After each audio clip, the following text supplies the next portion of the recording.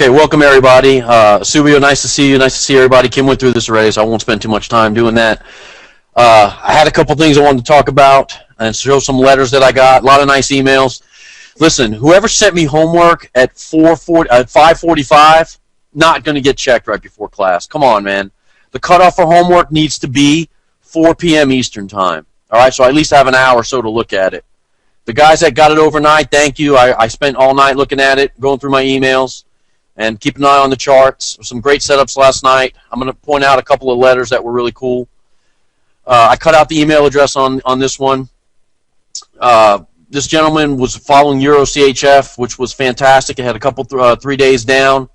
Very nice spike to the low at the end of the U.S. session. It came back and hit it again right at the London Open. I got some snapshots of it. We'll look at it. But he figured they would push it to the ADR. They did. Looking at the Mayo, I took it there for 252 pips. I see how smaller traders had their buy orders just above the quarter wood, which is a consolidation or accumulation zone in the market. They wanted to trigger them orders long, and I said I bet they will reverse better than 30 pips to take a lot of them before the continuation. Look, I don't know if you can see that on my screen. Homework's still coming in. Shame on you guys. All right. Anyway, this was a nice trade, 252 pips. Great job. You know who this is. This is from Dave McCoy. He's the real McCoy. I joked around. He's turned the corner. He's been around me a little while. Met him in Orlando, a fantastic guy, an eye doctor, but I'm still blind. He didn't help my vision. I don't know what's going on over there. He took EU short. Reversal got his 50 pips. EJ got 50 pips. GJ got 65 pips on the same setup as EJ. Fantastic night, Dave. Proud of you, buddy. Glad to see this. And this is from Murray, I think. I finally turned in the corner, not falling for the stupid circular and counter trend trades. I wanted you to see that and perhaps comment tonight on 2 trades I posted in the forum earlier. Haven't had a chance, buddy. I'll look at it later. I increased my demo account 25% in 2 trades with about 2% risk per trade, no fear. Would have put 10 standards on them. That's how certain he was of the setups. Fantastic stuff. Great to hear it. Some of the markups, Lisa Stewart, if you're here, this is an excellent markup. Proud of you. Great job. This is what your markup should look like. A lot of you, it did not. No problem. This is what it's supposed to look like. Okay, here's another one. The name fell off, and I'm sorry. I don't know who I dragged this email out of, and there were so many emails I couldn't go back. If this is yours, great job. Fess up. Let me know. You should be proud of it. I'm sorry. I won't make that mistake again. I dragged it to my desktop, closed the email, and couldn't remember where the hell it came from. Sorry about that. But this is an excellent markup also. Okay?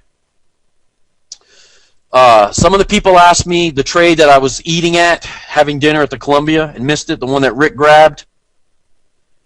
Yeah, can you guys see this? It says some people say they can't see my screen. I didn't ask if everyone can hear and see.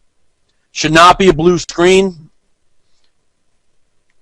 Okay, good, good. John, reboot, refresh, download Java. That's the 3 solutions. Look, come in and out, reboot your computer, and make sure you have the most recent version of Java. Okay, thanks, Asubio. Good stuff. All right, look, they set the low here. This is GJ, pound yen. The trade was better actually in EJ, but they both set up identical. Okay? They have the low formed, they pull away the whole session, and they come back and nail it again. Okay, what I want you to see is variations on the theme. They hit the same thing 3 times, right to the 4-hour mark. An easy grab out in 3 bars. Okay, this is EJ, Euro Yen, which is the same setup, but I want you to see how the second leg, let me grab my marker, sorry about that. The second leg came in here. See the blue tracer right there where I drew the yellow line? The second leg came right down to the previous level, opened the spread, pick up the orders, and got the hell out of there quick. Your entry is right here, and in 3 or 4 bars, you're up big. There's absolutely no pain or no drawdown in that trade. Right? I know I told you that in the thing, and you called bullshit on me, told me I'm crazy. I promise you, in 30 minutes, you were up big, and there was no pain on that trade. You'll start to recognize these things. The market maker does the same crap over and over. That's all he's got. He can hit your stops up or down, change the direction that he moves off of one of these formations once he catches the retail traders going the wrong way. Once you understand this, the game is 90% over in your favor. Okay? Understand it's just variations on a theme. He'll make deeper stop hunts or deeper vector candles to try to trick you, to make you perceive momentum.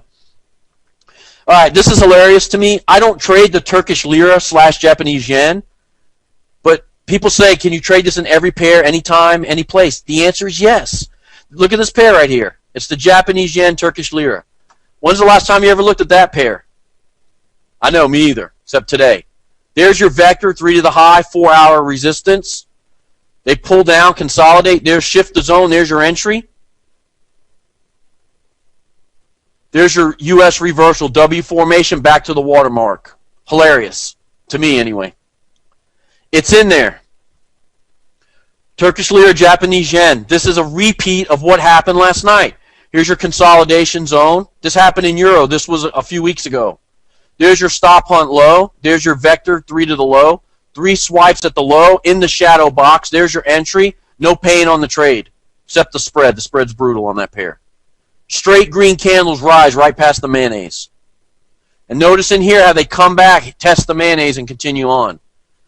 They test those points because people trade the average or moving average crossovers. So those points have to be tested. If you know better, know where you are in the cycle, you won't fall for it. I think Tony T sent me a slide where he tried to short something similar to this. Tony, you got to know where you are in the cycle. You tried to short level 1 consolidation after the peak. All right, I know it's a mistake a lot of you make. You need to understand the shadow boxes, the timings, where you are in the cycle to not fall for those type of things. Okay, I showed you Turkish lira. Here's last night. Okay, Euro CHF. This is the one I was looking for. Euro CHF, look. It's been dropping tremendously. I think it fell over 800 pips. Stop hunt right out of the box. There's your consolidation. There's your railroad tracks to the low. At the appropriate time, that trade was painless. You were out in about 40 minutes or less. 35 minutes. It was over. Second bar, not 1 ounce of drawdown. The spread was a drawdown. In profit immediately. Stop loss goes below the low. That's a beautiful trade. Coming off, this is, look, pay attention. Let me toggle this so it goes away. A big, fat W right in your face. There's the entrance. The entry, right? See it? GBP CHF, Euro CHF, all the same. Okay, this is Euro CHF. The only difference, the spike came at the changeover. See it? The spike came 5:15, 5:30. They held it. It was a little bit later. It was a little bit behind the other pair. No big deal. But don't you see what's in here? You have your drop. 1, 2, 3 intraday. 3 levels of drop. Spike the low aggressively. Repeat the level at the London Open. They come back. They fail to take out the low. Look very closely right here. Right there, let me draw a big fat arrow for you. See the blue tracer in there, light blue tracer? When they pin the light blue tracer, that is evidence that they are picking up the orders on the other side of yesterday's low. But they do this by opening the spread and not releasing other traders. They're stuck -5, -2. Have you ever been in a trade where you get really close to getting out, -5, -7, you think you're out, and all of a sudden they shifted away from you? Right? Has that happened to you before? Of course it has. They know this. They come into the same levels, spike it, open the spread, pick up the orders, and they get the hell out of there. Look how quick this trade went into profit, and they got out of there. This was a 200 pip rise straight before you had the first level of consolidation stutter. Notice where it stutters. At the 200. Why? Because traders probably tried to play the bounce short on the 200 EMA, which is crap. The signals, the pins to the mayonnaise and the shark fins and all the stuff I'm going to cover are meaningless unless you understand where you are in the cycle and know. If they pin to the mayonnaise as a stop hunt, that's a setup. If they pin to the mayonnaise after the stop hunt in the middle of the run, it's a different story. Stuff I'm going to talk about, variations on the theme, understanding where you are in the cycle. Okay? A lot of you wrote this to me. Someone said in the letter I wasn't supposed to trade, but I did. Sorry, but I couldn't help myself. I saw this and I about fell out of my chair. I love emails like that, but even though you should just be observing, not trading, that's fine. But it was kind of easy last night. Every major did this setup after the drop, or after the correction. Why? They let out their money. They let out their money. They let out their money. Man, we're running low. Let's correct against the trend. Let's rise price against the downtrend to get our money back. Understand, start thinking like a market maker and stop thinking like a retail trader following the technicals that everybody else sees on the chart. When you see something so obvious that it's a downtrend, you need to start thinking, apply the brakes and look for the reversal. This can be hidden behind news, can be hidden behind any geopolitical event, any garbage, the debt ceiling, they blame it on anything. Anything that's out there, they'll blame it on. That is on purpose. They create an attitude or a sentiment about the market. The Eurozone's crap. Euro's going to correct. Euro's going to correct. Out of nowhere, Euro rises. Understand this is on purpose, and it's to get you to chase the wrong directional move. All right? No, I don't want to offend the guy. I've took the email out. This was the worst email I got. Didn't I spend 20 minutes talking about this clock being a piece of crap? No offense to the guy that sent it. I'm not mad at you. I'm just mad that you didn't pay attention enough for me to tell you that these session times are shit. I told you the times I gave you on the slide are solid gold. Everything else that's out there is propaganda to keep you trading incorrectly.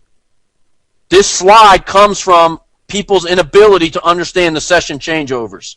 If you sent it, I'm not yelling at you. All right? Do not use this clock. Use the times I gave you. There's a script in the forum to ping your broker server and get the GMT offsets for the server. I think Gary put it in there. That's what I want you to use, all right? And if I misunderstood why you sent this to me, I'm sorry, but this like broke my heart. I spent an hour talking about time ribbon matching up, going over the times, everything else is crap, and then I opened the email and saw this clock. I fell out of my chair for once. All right? Okay, let's see. All right, let's get these photos out of here, and I'll get into the slides. We'll get caught up where we were. Taking me a second. All right.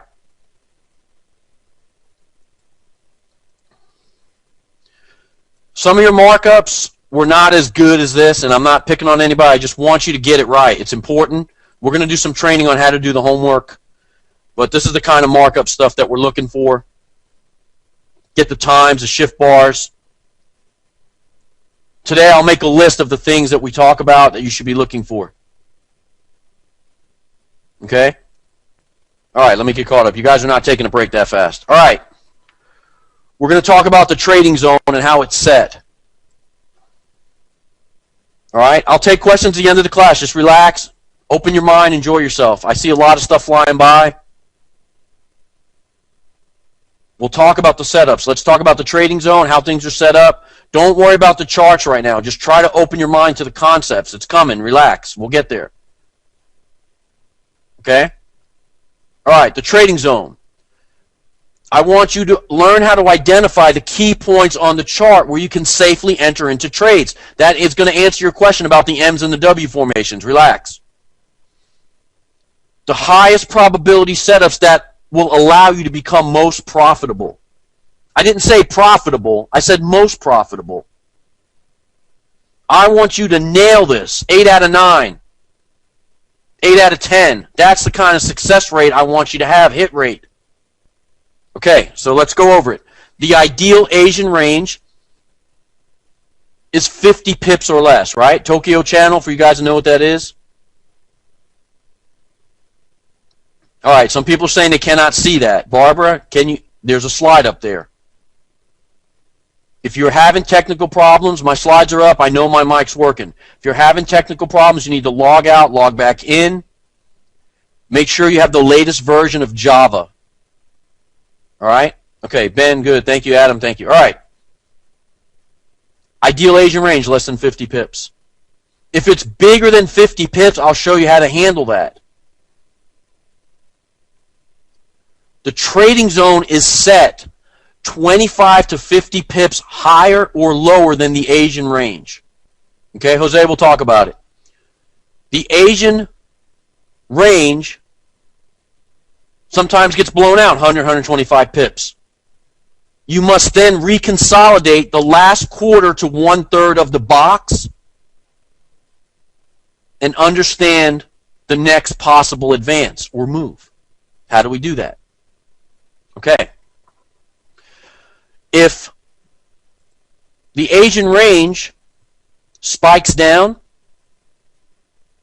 the next likely move, if you have a 100, 150 pip news release, the next likely move is at the London Open second leg formation rise.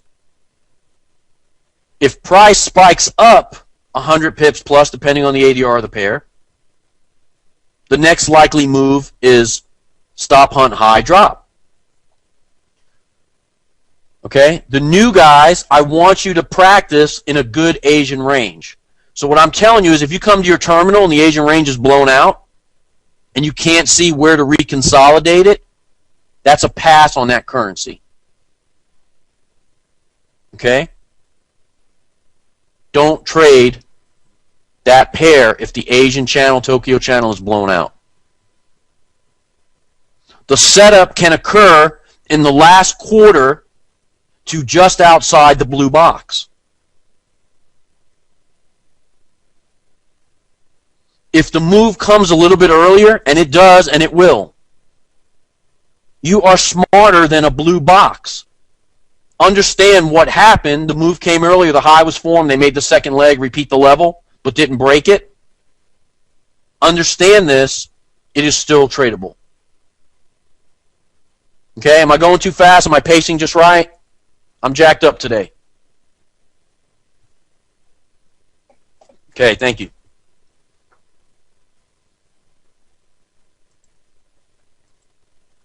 Okay, this is what your zone looks like. Now, you know we've put the gray boxes in here, but the problem is I want you to learn without the gray boxes. I want you to understand what you're looking at. I don't want you to look at a box and go, yeah, if it hits the box, I take it. That's not what we're doing here. I want you to conceptualize what these guys do and completely understand and immerse yourself in their behaviors, and you'll be able to walk up to a chart at any point in time and take a trade. Okay, so now, the setup occurs in the last 1/3 to 1/4 of this box. Okay, so remember the little story? They set the high and low at 5 p.m. They trade in between the range. They get right before the London session. They open the swing, and then they will make the aggressive move 25 to 50 pips in 3 swipes to form out the stop hunt. They will then pull back and go into contract accumulation mode. Right? Validating all the stuff you read in the textbooks to make you continue short. They will then make the second pass. The second pass can take out the first pass as long as it closes on a pin. If it does not close on a pin, it must railroad track. It must go down, do some damage, and come right back up. Close on a pin is a spike or a hammer bar that looks like that. I'll show you pictures of the bars. Just write down the notes. Close on a pin. Okay, here's what I'm talking about. Let me toggle these and give you a clean slate. Okay, here we go. Market maker set the high and low, trade in between the range, don't allow traders to get out. The last 1/3 to 1/4 of the box, they will widen the swing to pick up the pendings and snag the breakout traders and mess up their week. They will then make 3 moves to the low. And I'm going to cover that in detail today. 1, 2, 3 to the low. They will then pull back quickly and accumulate. This move out of the box, measured from The bottom of the range or the top of the range must be 25 to 50 pips.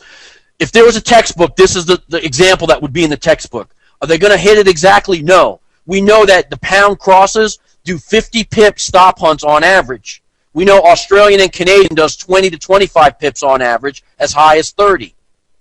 If you guys don't bite, they'll run it to 50. I'm going to cover this, but I want you to understand it and hear it. Okay? Think about every textbook you ever read. Where do you put your stop? 7 to 10 pips below the entry bar. 25 pips below the entry. 30 pips. 50 max. You think that they haven't read that book or heard this crap? They know exactly where the stops are and located by the retail traders. That's why they knock them out. So simple. Okay? Coke, I think it's kind of funny that you're telling me to drink Coke when your name's Coke. I think it's great. Okay, look. So now, they spiked the low in 3 swipes. Right out of the box. The distance is measured from the bottom of the box to this level right here. Okay? That's how we measure. If you reconsolidate outside the box, then you must measure from your swing low, to coin a term from my friend Craig, you must reissue the box yourself. Just draw the lines from one swing low to the other swing high. That becomes your range. All right, I'll draw that example in a minute. Market makers will consolidate off of the low. The last leg of the swipe to the low may look like an outside bar. Okay? Now, how do you know it's an outside bar? Because they're consolidating off of the low of the day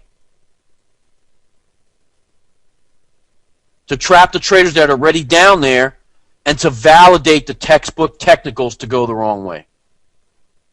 Okay? That's what's going on. Now, the second pass comes in last night. It was ideal because it went right to the same level. And the pin, whoever asked me about the pin, was thrown down there to pick up the orders. Okay? Understand?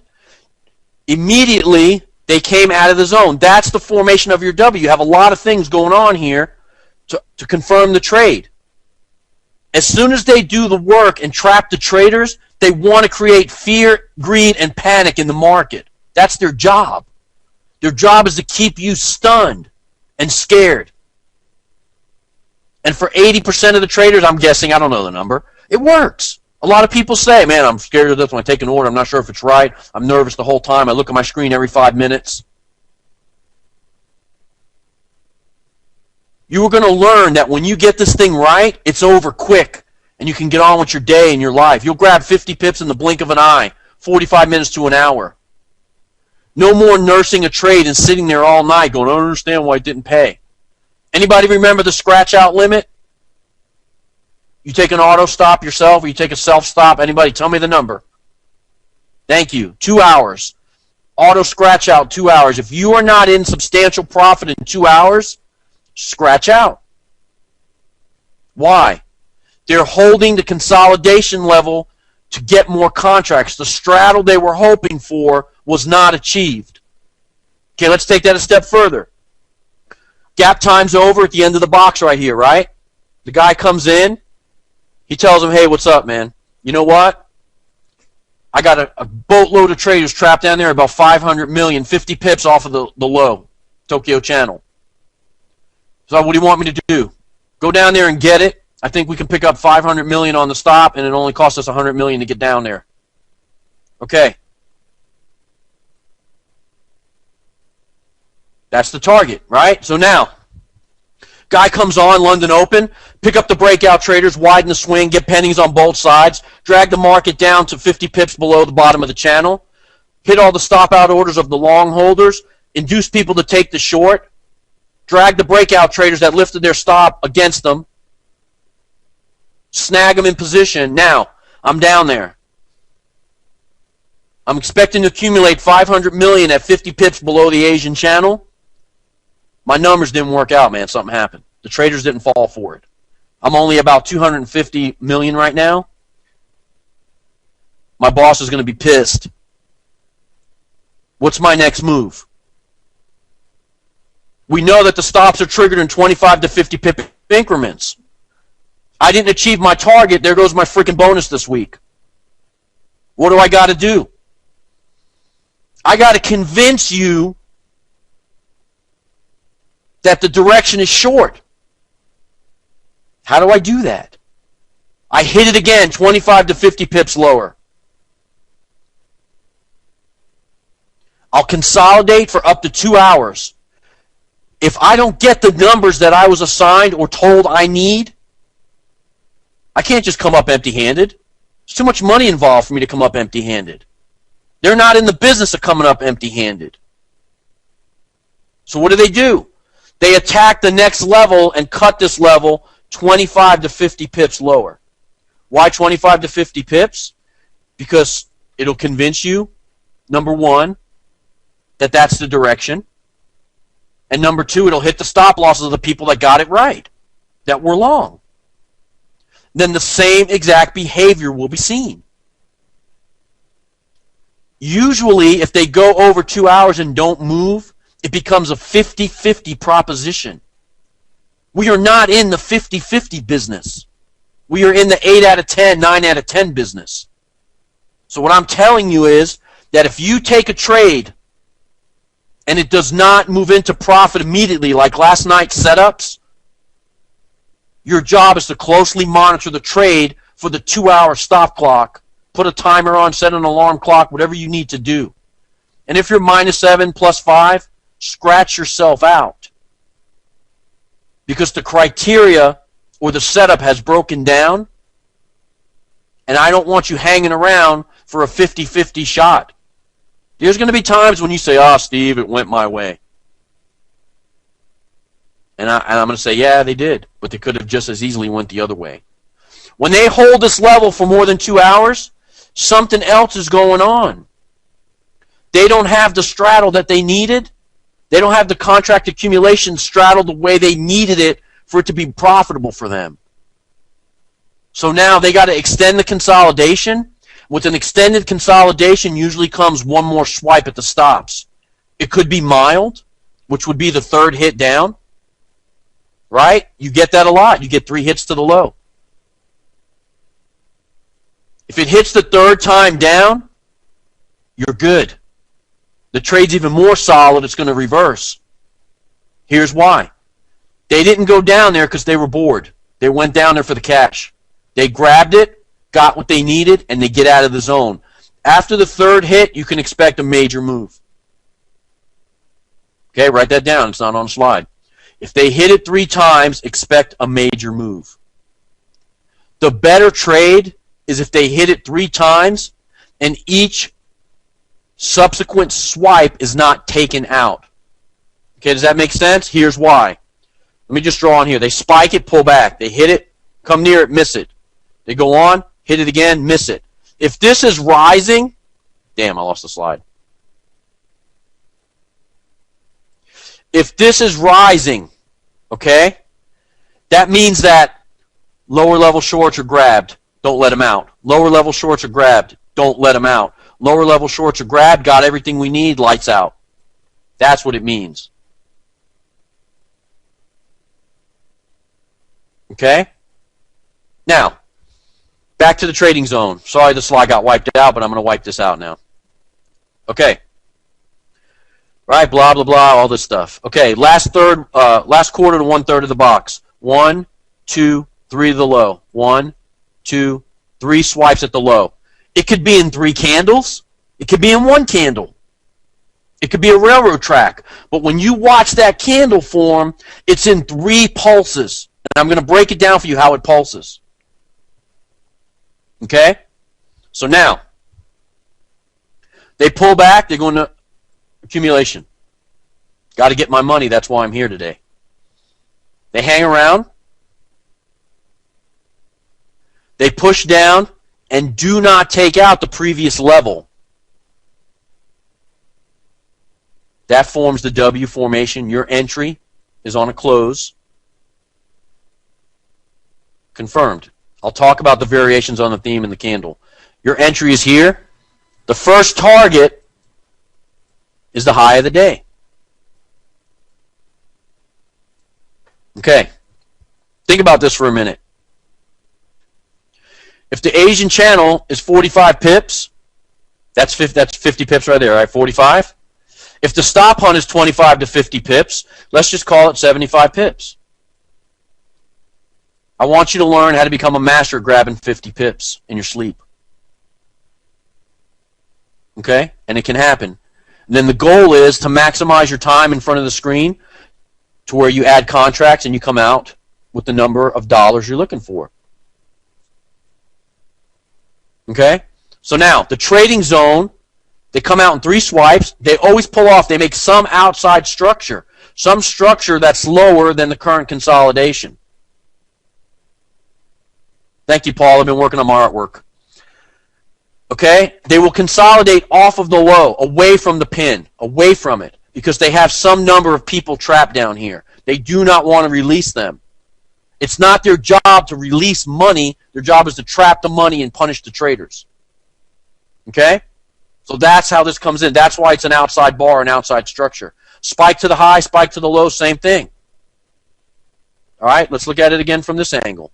All right, accumulate all night, collect, collect, collect. All right, widen the swing, got you. 1, 2, 3 to the high. 1, 2, 3 to the high. Pull back quickly. Get off of that high. Trap the traders. Accumulate more contracts, validate the fibs, validate all the extension patterns. Anybody that got it right going short, we got to take you out and scratch you out of that. Sorry about your luck. 25 to 50 pips out of the last quarter, 1/3 of the blue box. Okay? That's how the trading zone is set. The entire business is how they handle the initial high and low, and the high and low of the day is the entire business. That's it. That's the whole business in a nutshell. Thanks, Dave. The fast move in Forex is fake because they're saving their money. They're doing it on light volume. They're flashing the pairs. So when it spikes out really quick, what you thought once before was momentum is actually the first leg of the stop hunt. The aggressive moves in this zone is to keep you confused about what direction, and the ones that got it right to stop them and shake them out and take their money. That's the nature of the beast. That's what they do. Okay? Your job is to take trades near the low of the day and the high of the day. That's it. That's your job. So with that job in mind, okay, here's a box that's blown out. Okay, coming out of the London session, there's the spike to the low.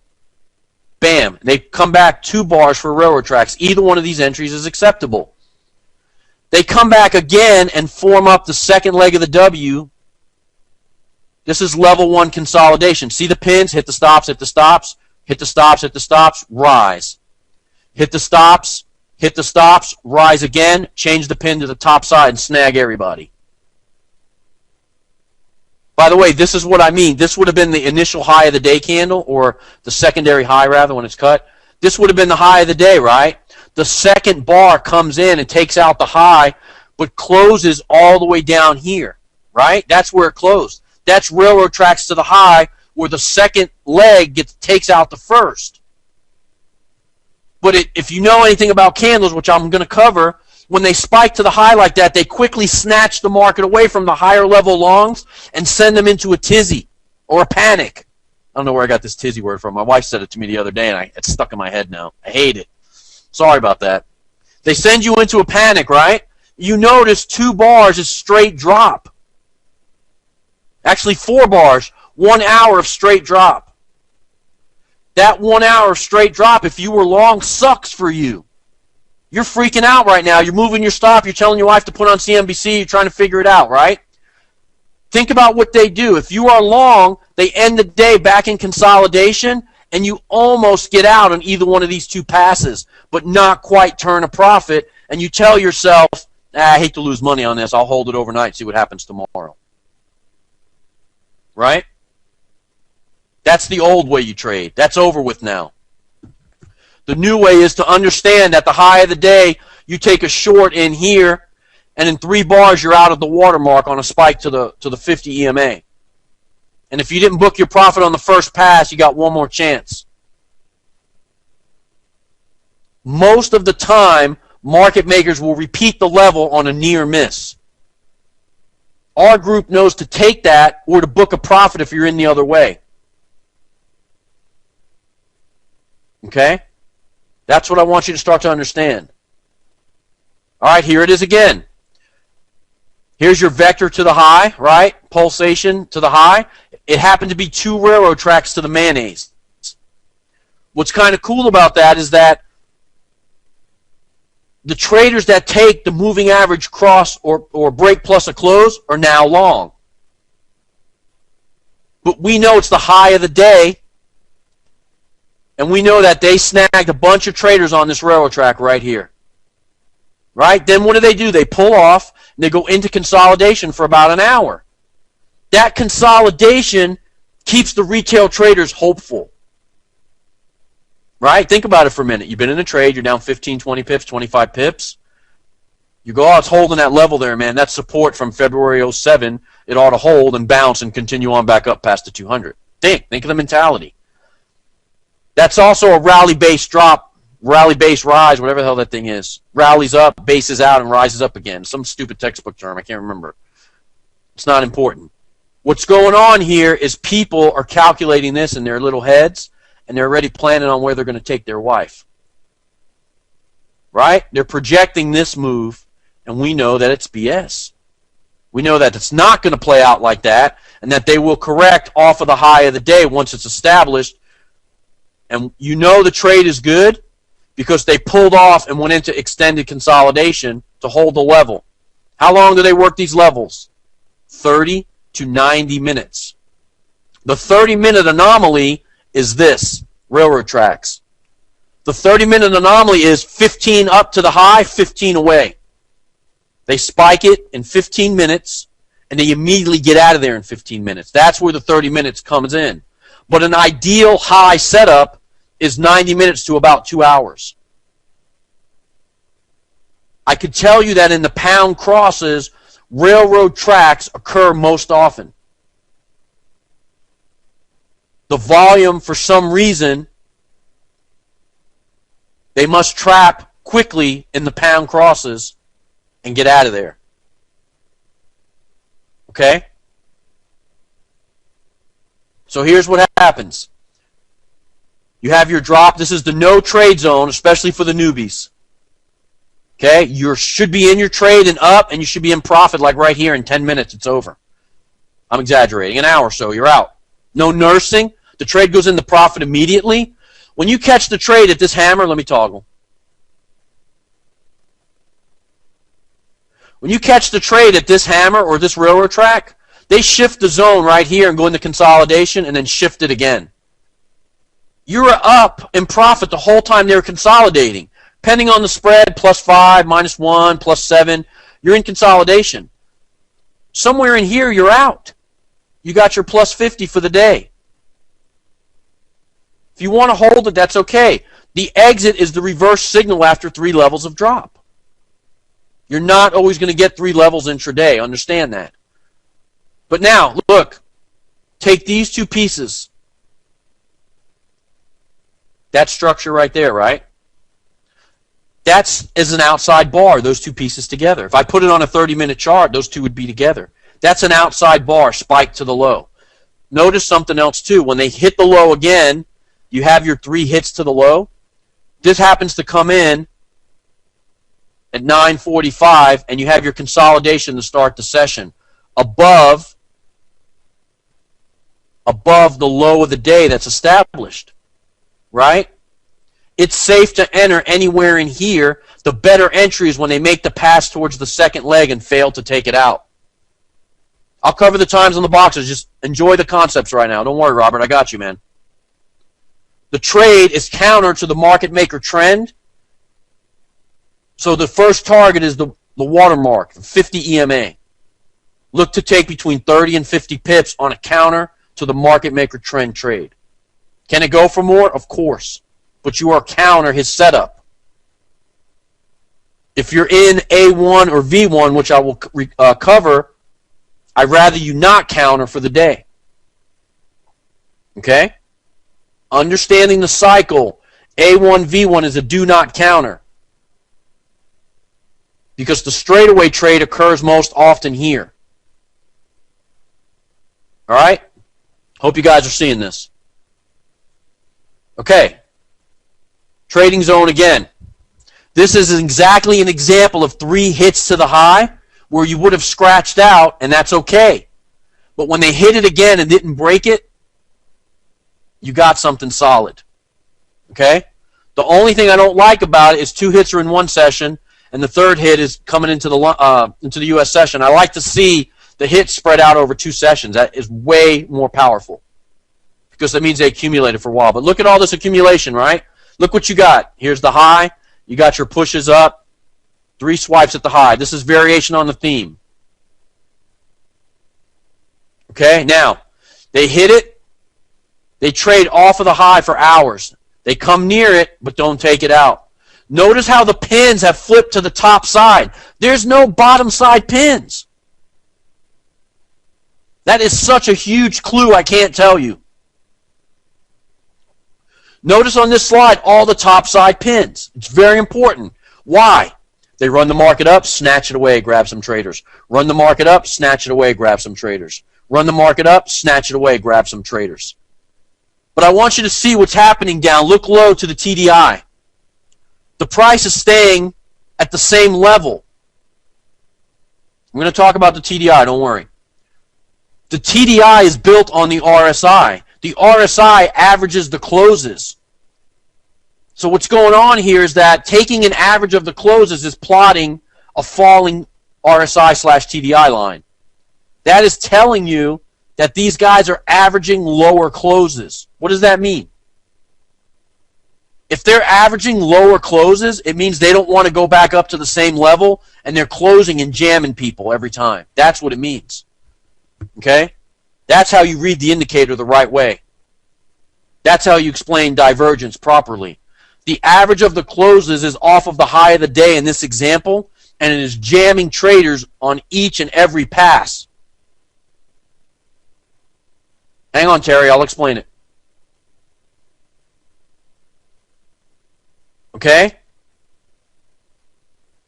Yes, if you go long here, you're toast. But think for a minute. Look at the technicals, how they're set up. We got a watermark trading above mayonnaise. So that means the 50 is above the 200 EMA. That's a technical long in every book.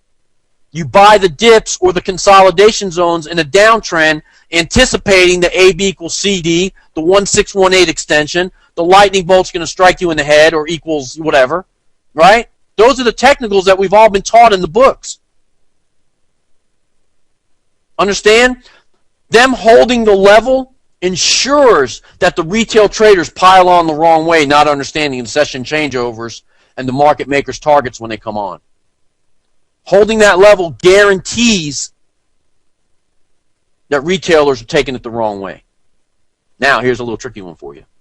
Holding that level also allows them to work the Euro odd cross, AJ cross, or anything paired with Australian. Now think for a minute. They come out of the box, they issue 3 swipes and hold the high. They hold the high for 2, 3 hours, 4 hours, almost half a session, 4 hours. Holding the high does 2 things. Tricks the hell out of the retailers, induces longs, and allows them to correct an Australian cross on the backside when nobody's looking. This setup signals to you that there is opportunity in the Australian crosses. Understand? If they extend the high and hold the level, the opportunity presents in Euro odd, AJ, no, not Applejacks, Australian JPY. Anything crossed with AUD. Look on the big board, there's tons. Think about how powerful that is. You can come back on the third hit when they come back and change the session over, and you could still take this after you've had all night. Okay? Chasing this currency after it's left the station is an absolute no-no, or whatever you want to call it. I got to hit you on the hand or do my fingers, like shame on you. Chasing this after it's left is an absolute no trade. That's why this says no trade zone. When they shift the zone away from the higher level long holders, it's too late, man. There's ways to get in that, but it's for the advanced traders. I don't want you to do that right now. I want you to simply take a short off the high and a long off the low and be able to add contracts. Your entry is comfortable anywhere in here. The second pass goes, doesn't take out the high, you can enter in here 30 to 90 minutes while it holds. If they make another pass and don't take it out, restart the clock, the trade's still valid. And then look what happens. US changeover, they don't take out the high, lights out. Straight red bars, an hour and 30 minutes to profit. First consolidation zone, right? Then another drop. Simple. Do not try to, a lot of you guys are trying to turn this into a W. You have to understand they worked the high today. If they work the high first, you're looking for short opportunities. If they work the low first, understanding where the peak is, which I'll talk about, you have to understand they work the low first, you're a buyer against the trend. If they work the high first, you're a seller against the retail trader's trend. You got to think like these guys, not like a textbook retailer. Okay? Hope you guys are understanding. All right. We're going to cover some rules to profit by, and then we'll take a 5 or 7 minute break, okay? Here we go. Write these down. I'm going to go slow. Stop trading every day. Trading every day lines the broker's pocket, doesn't line your pocket. Now, I'm not saying take off and show up once a week. That's not what I'm saying here. What I'm telling you is you need to show up in your office every day at a set time. Look for the setups. I'm going to give you the window of opportunity when those two times come. If there's no setup, there's no trade. Don't sit there staring at the chart going, oh, man, maybe that's a second leg of an M or a W. I don't know. Might take it. You're over. It's done. That's it. I want you to find the crystal clear setups that form the big W's and the M's or multi-sessions, the easy-to-read stop hunts where you will be successful. What's the difference if you take 10 trades with one lot or find the absolute pristine setup you know is going to pay out and take it with 10 lots? Hit your 50, pick up $5,000 for the week and be done. And have no stress, no worry, no aggravation. That's how you got to start thinking. You got to start thinking like a market maker, not like a retail trader. That activity or the 9-to-5 mentality where you got to come in your office and trade every day because you showed up. That is crap mentality and leads to failure. Learn to become highly selective of the setups that I'm showing you. If it scares you, if the variation on the theme messes with you, that's a pass.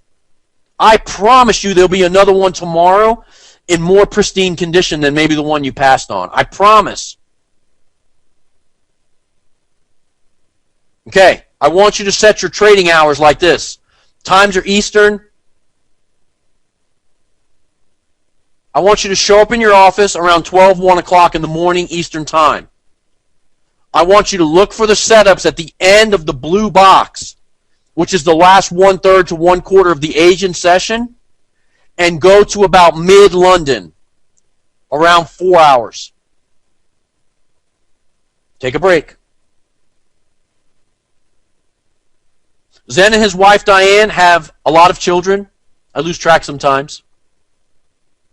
They cannot stay up at night. They trade the red box in the morning after they leave their kids off for school.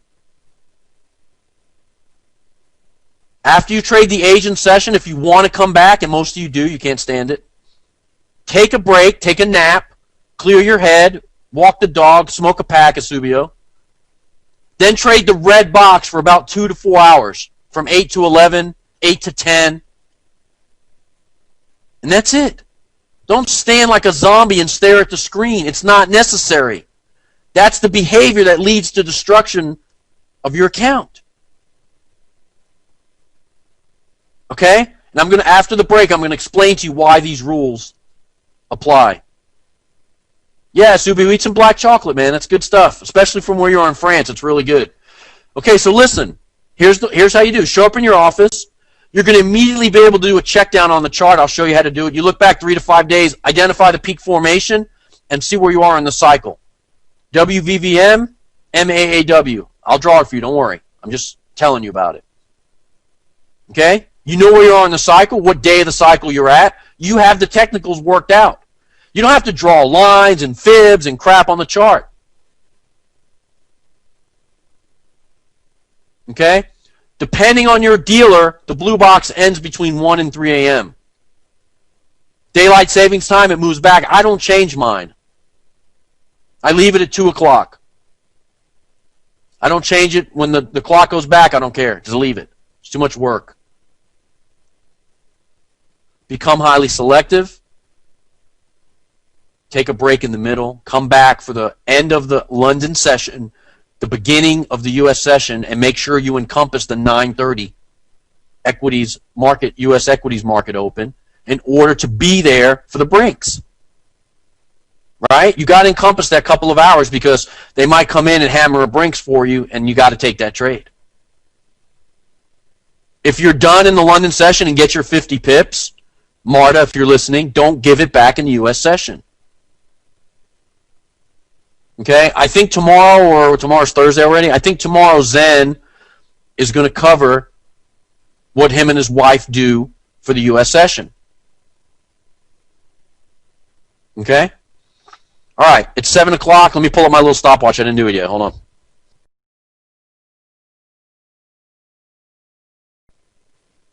Okay, I tried to answer some of your questions on the break that were pertinent to where we were. Coke, very nice statement.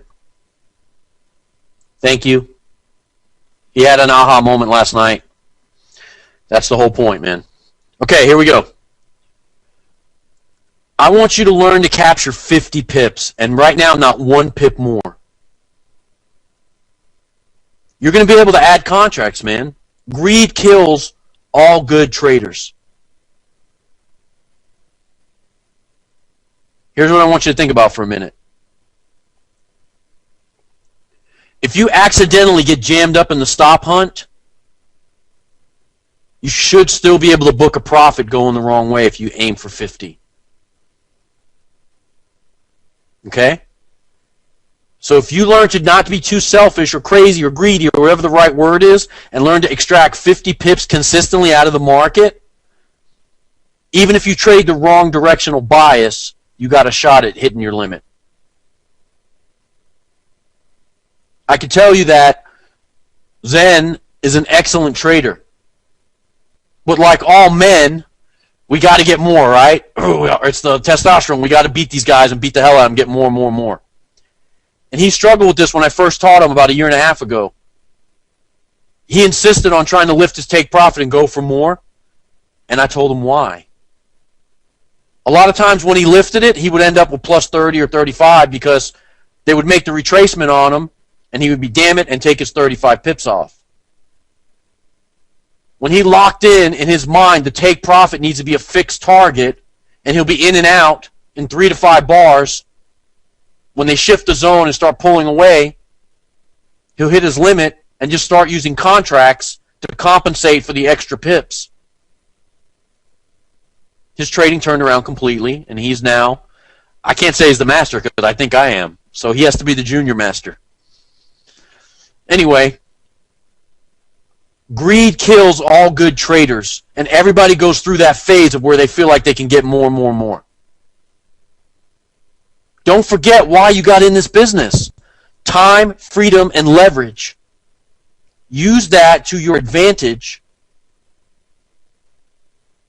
to extract your 50 pips like a master without fail, and add 5 lots or 10 lots or 80 lots when you become proficient. If you know that you're going to hit 8 out of 10, the losers aren't going to bother you because you know you'll get it right back and end the week net profit, net positive. I want you to learn to take only crystal clear setups. Whatever that means to you. I went through this with Lauren last year. I wanted her to pick her signature. And I don't know if she ever did. I can't remember. She sent me an email a while back. She liked 2 pins to the mayonnaise. That was her deal. If you get a stop hunt at 3:30 in the morning and they hit right to the mayonnaise and they issue a pin or a hammer right on the mayonnaise, that's a nice setup. That's going to pay out. That's going to bounce off of the 200 EMA. I'll explain to you why in a little bit. But what you need to do is find what it is that makes you feel all gooey inside. Like, wow, I see that 2 pins in the mayonnaise. I see a W on the 4-hour. I see 3 swipes at the low. When you establish that and become comfortable with it, I want you to focus your homework on that. If you say, Steve, you know what? I'm going to take 3 vector candles to the low, second leg, and I'm going to grab my 50 and be out. Then you need to focus your homework on finding those trades and see how often they pan out. If you decide you're going to focus on multi-session big W spread out over a day or two and then convert the spot trade to a swing and hold it for 2.5 to 3 day cycle, 200 EMA, my friend. Mayonnaise is 200 EMA. I'll cover it, don't worry. If you catch the midweek reversal or the big W formation over 2 sessions, that's the kind of trade you can hold.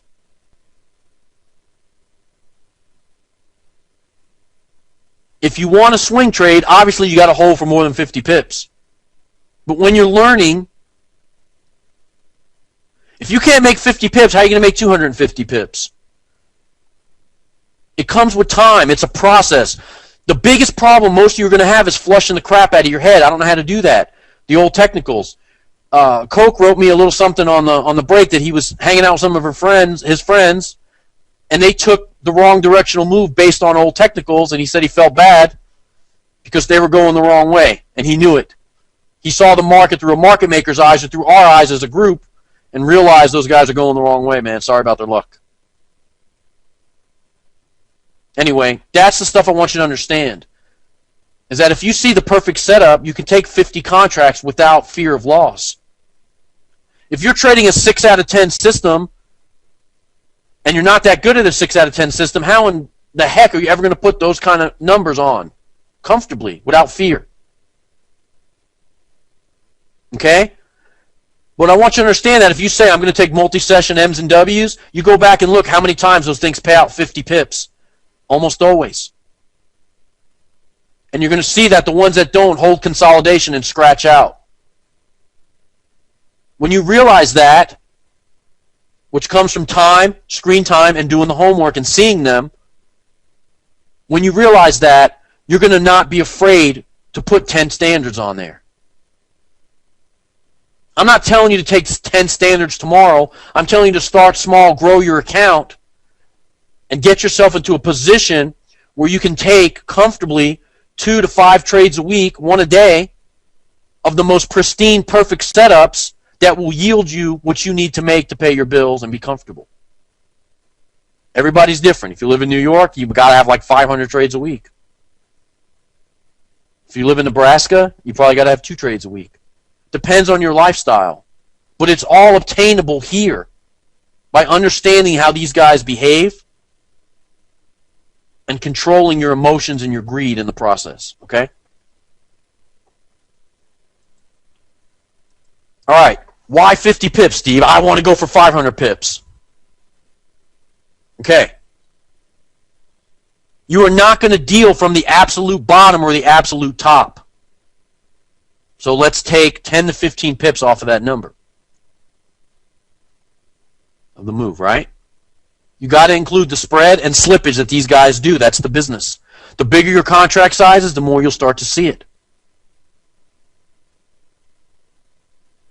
Let's add 5 for slippage and the spread. You got a 2-pip spread, they slip you a pip, 3. It's a lot of money with a lot of standard lots on. We all know that all 3 levels are not going to appear every day on the chart. So that limits you to what's going to be available to take. So if you average level 1 and level 2 from the peak formation to the high-low day consolidation zone, you got about 70 pips available to you if you have a tight ADR for the day. You can easily grab your 50 pips out of that float and grab most of what was available for all the other traders and come out way ahead of the curve. The bottom line is this.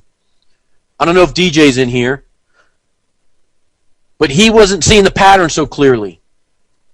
But because the stop losses are so tight when you get in near the low or near the high, 7, 10, 15 pip stop losses. I don't say that in public because people think I'm nuts. Hey, Doug, nice to see you, buddy. I hope I'm not embarrassing you saying this, but he had a bad week where he had more losers than winners. But because the stops were so tight and he was taking 50 out of the market at will, he was net profitable. I want his numbers to be better, but the bottom line, while he's training and learning, he's still making money. Because he's getting in close to the numbers. Sometimes he's wrong and he hits a stop, but it's 10, 15 pips and he goes again. He can have 2 or 3 stops, and when he hits one, he gets it all back for 50 pips. It's called controlling your losses and your emotions. Hey, Zaim, if you understand what's going on and how they structure the stop loss levels and how they hit it, you can come right back at them. I once heard, in a school somewhere, I don't want to say the name, they said if you get stopped out, to go on vacation. And they really meant it. You do not want to be on vacation with me if I just got stopped out. What fun is that going to be? What I want you to understand is that when you analyze the market conditions and you get stopped out, if you walk away and come back the same time tomorrow, you could fall right into the same conditions. If you get stopped out, anyone want to take a stab at how long you wait? 2 hours. Why? If they go vector 3 again, 3 bars takes 45 minutes. If they spike the low and go back into consolidation, that will take another hour or so to set up that structure. If they spike the low again, that's another 15 to 30 minutes. There's your 2-hour time window for re-entry. The structure must be 25 to 50 pips above or below your previous entry. If they hold the level and pass a third time, and it still is also 2 hours, and they might have snapped you out with a pin and closed below or above that structure, that is still a good entry. I'll draw it for you, don't worry, I just want you to listen. Okay? So if you take a trade right out of the London box and they vector down, it looks like the W to you, and they hit your stop, you don't walk away. That's what amateurs do. You analyze the market condition, wait for the next level stop hunt and strike zone, and you strike. These guys vary the levels to keep you confused. There might be a 4-hour line laying down there. They might come out, hold the level, and then go, there's the 4-hour, bam, and go get it. That might cause you to get stopped out. Control your stop and enter on the next strike zone 25 to 50 pips below where you just were. And I'll illustrate this. I just want you to hear it. I'm trying to give you the concepts for the next couple of days. You have to listen. Don't worry about the charts. Don't worry about your indicators. Don't worry about stuff you cannot see. It's irrelevant right now. I'm trying to get you inside the head of these guys, the mind of a market maker, and understand how he handles the market. This knowledge by itself is invaluable. Don't worry about the chart stuff.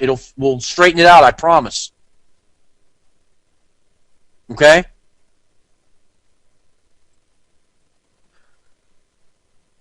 If you listen to the rules I just laid out for you and wrote them down, there's a good chance you will hit your limit every single day. Or every time you take a trade, if you wait and exercise patience.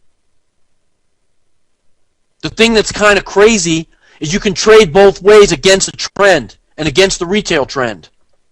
So that means you have an opportunity to book profit in both sessions from both ends of the range. You can take a short off the M and a long off the W on the extremes of the range and be profitable both trades. And book yourself 75 to 100 pips consistently. 50 on the first trend move, 25 to 50 on the counter. Going against the retail traders. Market makers trade both ways every day. Why would you have fear to follow them and trade both ways? You can average 100 pips a day doing it this way. Combination of pairs, let's say you take Euro, GBP, CHF, you bag 50 in the London session on all three pairs. That's $1.50 times your contracts. Then you can take the counter in one or two pairs back to the watermark on the ideal level 3 drop setup W back to the watermark. Another 40 to 50 pips. Or until the pair comes to rest into consolidation. Understand the extremes of the zone. A sucker trades in the middle and offers up your stop loss for these guys. Learn to be selective on the extremes of the range.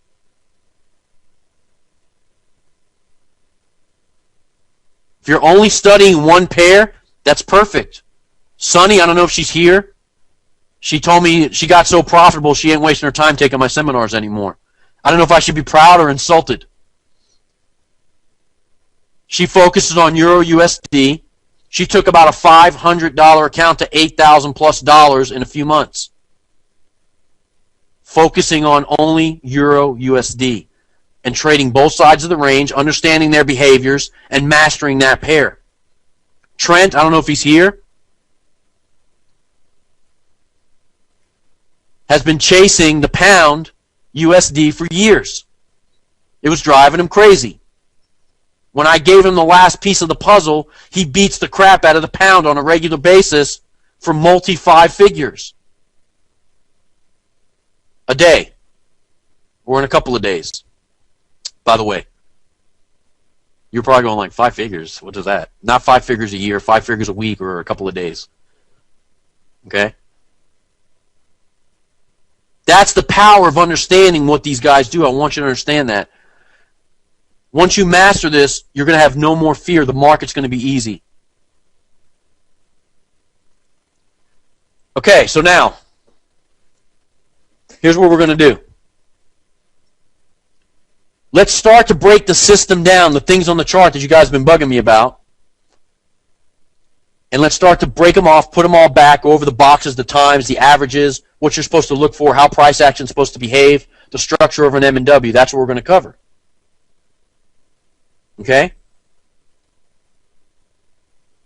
So let's do it. The components of a system. I don't care what system you're trading. I hope it's mine, and I hope that you throw everything else out. But you got to have a reason for entering the market. You can't just go, I like Euro today, I'll take it. This has to be called your setup, right? It's got to be based on some fact.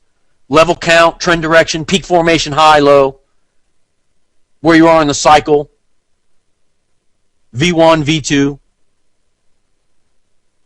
You got to know where you are in the cycle, and you have to have a setup at the appropriate times for it to be valid. That setup is your reason to buy, sell, or stay out of the market. Simple, right? Easy. Easy stuff. In addition to it setting up, there's got to be a signal presented to you. Second leg pin. Issues on a hammer 9:30. The high or low is formed. The high of the day is formed. Second leg issues a hammer at 3:45 a.m. It's got to be a confluence of triggers. The confluence of triggers has to be all these things that I've been talking about for the first day and a half, has to come together at the right moment in time. Okay? 50 pip, Tokyo channel, Asian range, market maker spread. Call it what you like. They come out of the box. They have 3 vector candles to the high. It happens to be 25 to 50 pips above the top of the box. Market makers quickly pull back and go into consolidation. The second pass comes in, fails to take out the previous high candle, ends on a railroad track, forms out the perfect M at 3:45 in the morning. That's a setup. The pair's been dropping for 3 days. It's at level 3. It's chopping. It's erratic behavior. I notice the pins are to the downside. There's a spike to the low outside bar in the Asian session. Market makers come out at London at 3:30, and they spike the low, but barely miss it, the blue tracer by a hair. They turn around and issue railroad tracks a half hour later at 4 o'clock. That's a setup.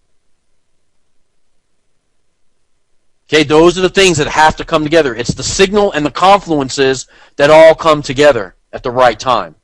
Okay? That's what I'm talking about, putting it all together. And you will be able to do that.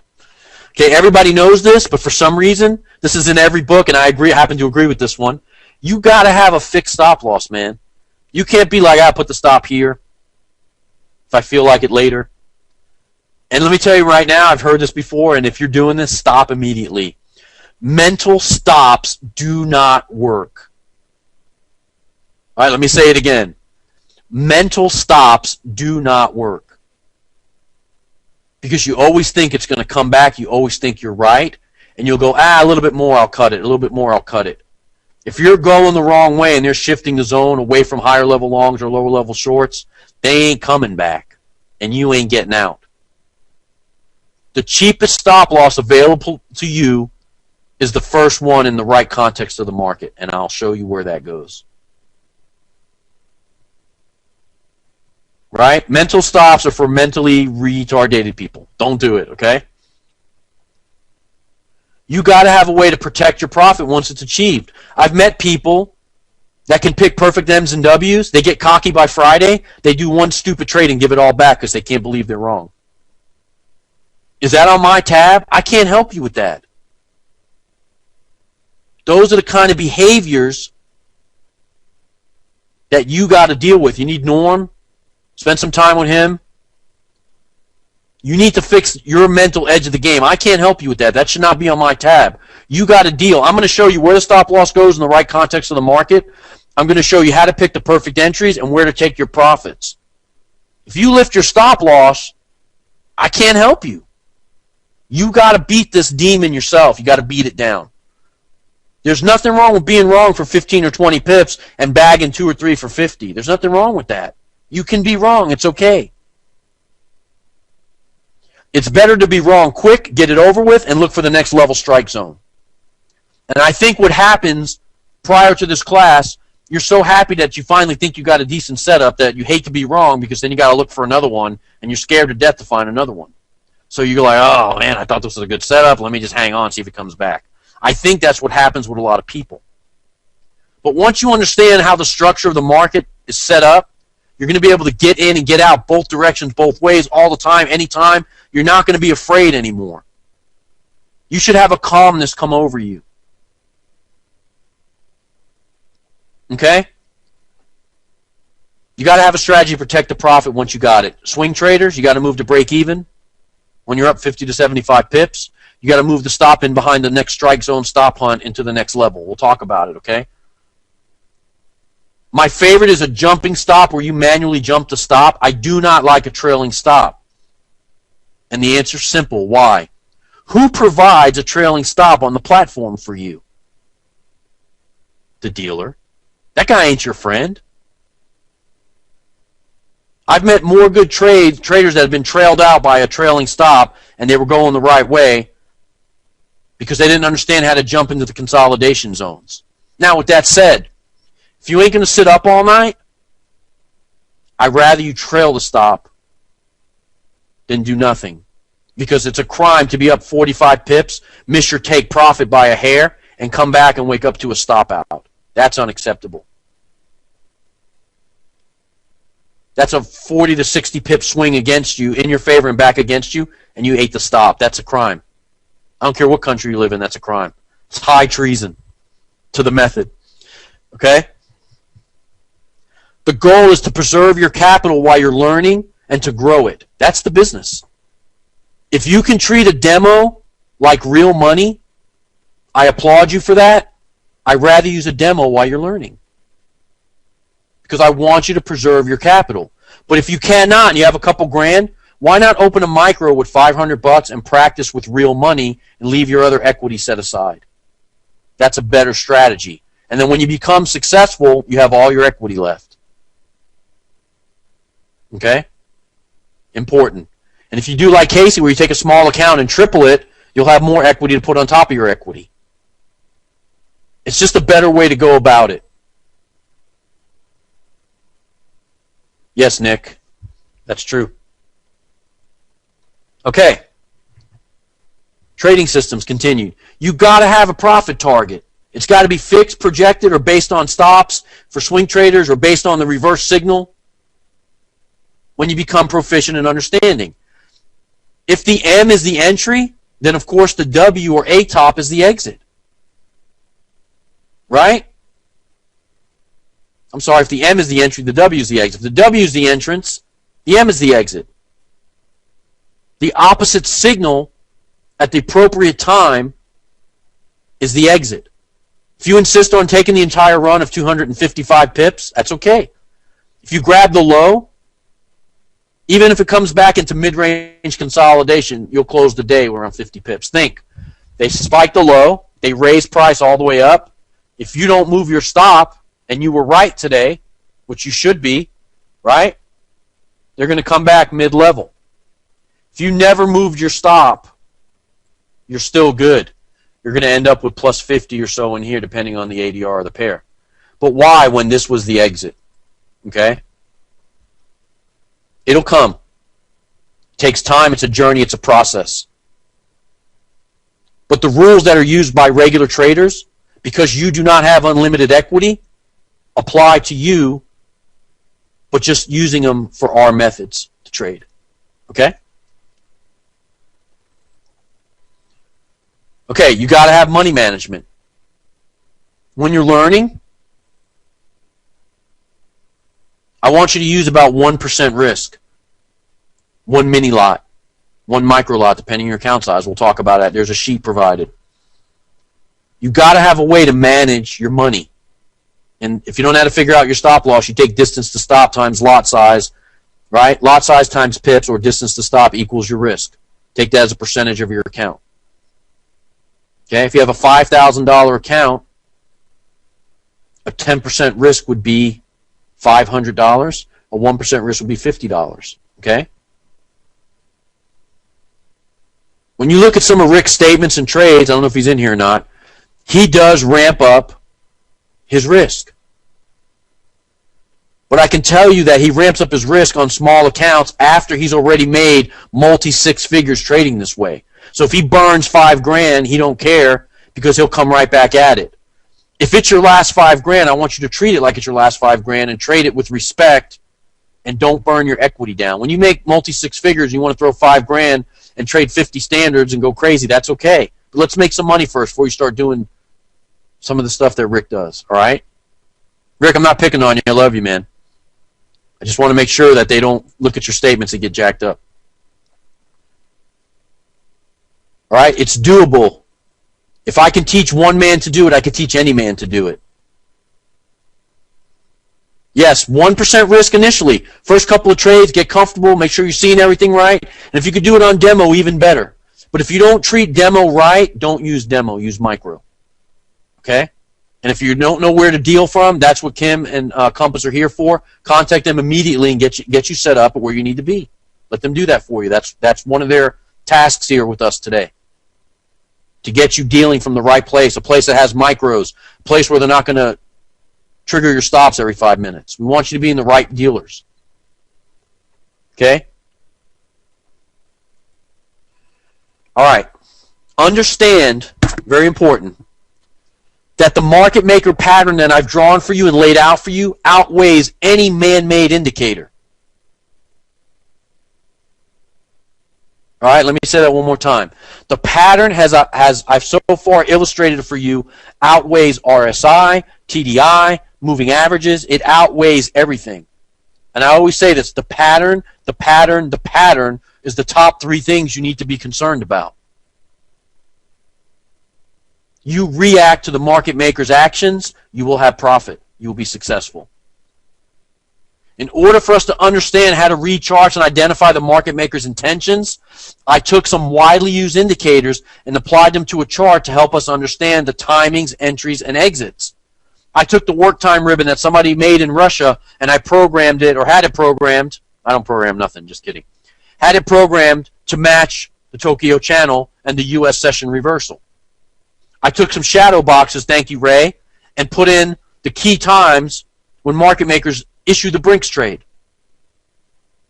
That's what the shadow boxes represent. They represent the times when the Brinks trade will present the stop hunt zones, and I will cover all that stuff, don't worry. Divergence in TDI and RSI, the bands. I'm going to explain how to use all that in conjunction with our methods. But understand the students that are having more success, as they move forward in their success, they shed the crap off the chart. Okay, I wanted to announce to everybody, Ray mentioned this to me and I forgot, and he just reminded me, that he is currently coding a new version of the work time ribbons that will automatically ping the broker server, grab his GMT time or the broker server time, and match it up to for our needs. It'll be ready soon. I don't know when. If you want to bother someone, bother Ray.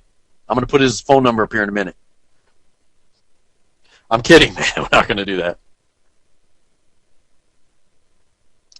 I know, it'll be ready. So any broker that you drop it on, the boxes will shift necessary for our methods, okay? It is going to be good. Since most of you know how to use all these indicators and have fallen victim to popular technicals, using them allows us or you a faster transition. You know what divergence is. If I could show you how to spot divergence during the stop hunt in context of what we're doing, you're going to pick it up faster. If I could show you how to pick a hammer, which is a common candlestick pattern, at 3:45 in the morning, second leg of the W, you're going to pick it up faster. So we've incorporated some of the standard technicals onto the charts to help you see. The goal and the dream for all of us is to shed that stuff and trade maybe the boxes, the ribbons, time ribbons, and a couple of maybe moving averages for where they're going to form the zones. Stop hunt to the mayonnaise, reversal. Okay?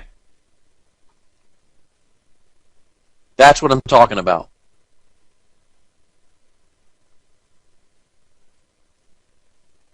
Okay, for the purpose of this class,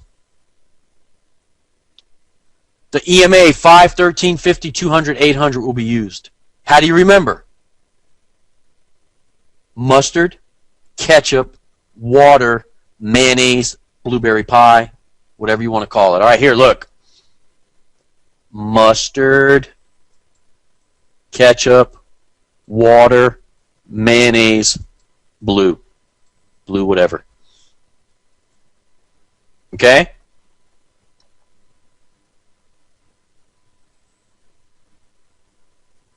We're going to cover some basic candlestick patterns. Hammers, railroad tracks, spikes to the high, outside bars. It's not stuff that you haven't already seen. I didn't invent them. Candlesticks have been around since the 1600s. I think when they used to trade rice, they used to use them back in the day, commodities. But here's the thing about them. A hammer in the middle of a run is worthless, in my opinion. Steve Nissan would probably yell at me. But here's the deal. A hammer issued at 345 or at 945. A hammer issued as second leg of the M or W formation, understanding the context of the market where you are, will help you to understand our setups faster because you've studied this stuff. Okay? Railroad tracks, double bars, or if you're using a bar chart, railroad tracks look like railroad ties. It's simply market makers run up there, grab the orders, and come right back down, or vice versa, down and come right back up. Understanding that right out of the blue box as three vectors on one side and then the railroad track pulls away, that's going to help you understand the setups. Okay? We're going to use color-coded sessions. The work time ribbon codes the sessions for us to understand where we are in the cycle. I'm going to cover it. You got some crossovers, arrows with alerts. We use 513.50, right? The 513 crossover is the signal line. Here's the thing about the averages. If you wait for the average to cross, you're kind of late to the party, and that's not what I want for you. The 513 cross fires most of the time when they shift the zone away from the level traders. When they shift the zone down from higher level longs, the 513 will cross. When they shift the zone off of lower level short holders, the 513 will cross, the arrow will fire. A lot of times, that shifting of the zone will put you into monster profit immediately. When the arrow fires, it is not an entry signal. It is a confirmed confirmation that you are still in the right direction. Okay? Moving averages in the wrong context of the market are worthless. And I mean absolutely worthless. It's like trading spaghetti, right? Sideways, chopping. The moving averages in the Asian session, they're worthless. The moving average crossover after the stop hunt and the W or M forms, and they shift the zone and the arrow fires, confirmation I got it today. That's what we're going to cover, how to use them in the right context of the market maker patterns. And because we're using stuff that's common technicals, the transition will be quicker. Yesterday's high-low, high of the day, low of the day, HOD, LOD. It paints on the chart as a light blue marker. And I cannot say enough important things about that light blue tracer. If yours is not working, if it's not painting right, if something's wrong, if they're smashed together, those things happen, I'll send you a fresh set of indicators. We'll zip the file up and get it to you. Kanan can do that for you. Pivot points. Pivot points are kind of crazy. They're intraday support and resistance. Here's what happens. A lot of the times, you will get your 3 swipes at the low right to an M1 or M2 pivot. It'll pull back and make the second leg at the same pivot point. That just helps you to trade. Do you need them? No. The pattern, the pattern, the pattern. Some people like them, some people don't. I'm not offended. I didn't invent them, but there's some targets on the chart that help space out where the stop hunts may occur. You have the boxes. If you don't like the pivots, get them off of there. TDI, can't say enough good things about TDI. Dean wrote it, but in the context, the way we use it is a little different than how he uses it. And I'm going to show you. We have trades called shark fins. I think Dean calls them hooks. We have a trade called shark fin long, hold the mayo. It's not a sandwich. Shark fin short, hold the mayo. I'll talk about it. When these signals appear in conjunction with the market maker behaviors, solid gold. Back up the truck. Brinks. The third most important element of the system is the market maker level count. A lot of people struggle with this. And listen, I'm no exception, man. I'm not some Harvard scholar. Sorry, Masood, if you're in here. I'm not making fun of you. It took me a while to figure out what the hell this guy was talking about with the levels. I suspect it will take you some time also. But understand this. You can and will be profitable identifying the market maker patterns and the timings. The levels will come. Okay? They will come to you, I promise. ADR, average daily range. I've seen ATR, average true range. We go back 15 periods, Intraday is 15 days. Gotcha, Maseo. We take an average of those 15 days. You know how an average works. The last one drops off, the next one is calculated. It takes an average of its behavior and plots a couple of lines on the charts. A confluence of events. Remember what I said, a confluence of events? Multiple things happening? Think about all these things that are up here. If tomorrow market makers come out of a 50-pip box, right? And they spike the low, they issue a hammer at M1 pivot, you get a shark fin and TDI, it happens to be level 3, just outside the blue box, right to yesterday's blue tracer at the low. This would be a confluence of things coming together. Understand? That's what I'm talking about. And these are the things over the next day and a half we're going to strip down and build back together so you can understand how to find these signals, the proper signals. All right? Just because market makers make a small consolidation zone, do not mistake that for an M forming, Tony T. That is not an M or a W forming. You have to know where you are in the cycle and the proper timings and context. Yes, Peter, exactly. Multiple things came together on Euro CHF last night and issued you a perfect entry signal. Rob, it's up to you. If you see it right, it is. We'll talk about it. It's got to work for your personality. Okay, so what we're going to cover is the trend, evaluation, and count. I'm going to show you the difference between the market maker trend and the retail trader's trend. How to check down what to trade. Boxes blown out, you pass. Certain behaviors, this pair's at level 2. Best time to enter the trade. I kind of told you already, but I'll cover it again, a little more spread out. You can't hang around and wait for something every time at 345. You might miss the move. And then the most important thing, how to manage it while it's on. That's what I'm going to cover over the next day and a half or so. Okay? The trend. Is everybody good?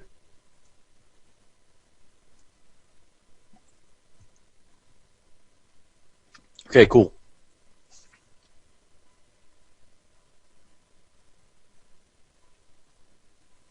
Hey, Sean, I didn't see you there, buddy. Thank you, thank you.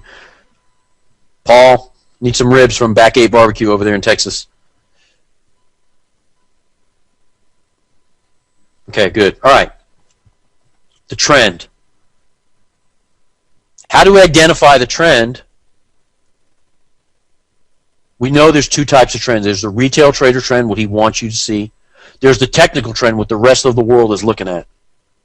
The market makers perpetuate the technical trend and make you see it. They validate those signals on purpose. It's a dirty business, man, but that's what they do. The levels are visible on all time compressions, but I feel that they are visible on the 1 hour chart, highly visible. Some people like the 4 hour. Zaim happens to like the 1 hour. Carr likes the 1 hour. Some people can't decide, so they take the 15-minute and the 1 hour, cut it in half, and use a 30. I don't care. I want you to do what works for you. The point is not to fill my ego. The point is for you to see it. So don't use what I use unless you really and genuinely see it. I'm not going to be offended, man.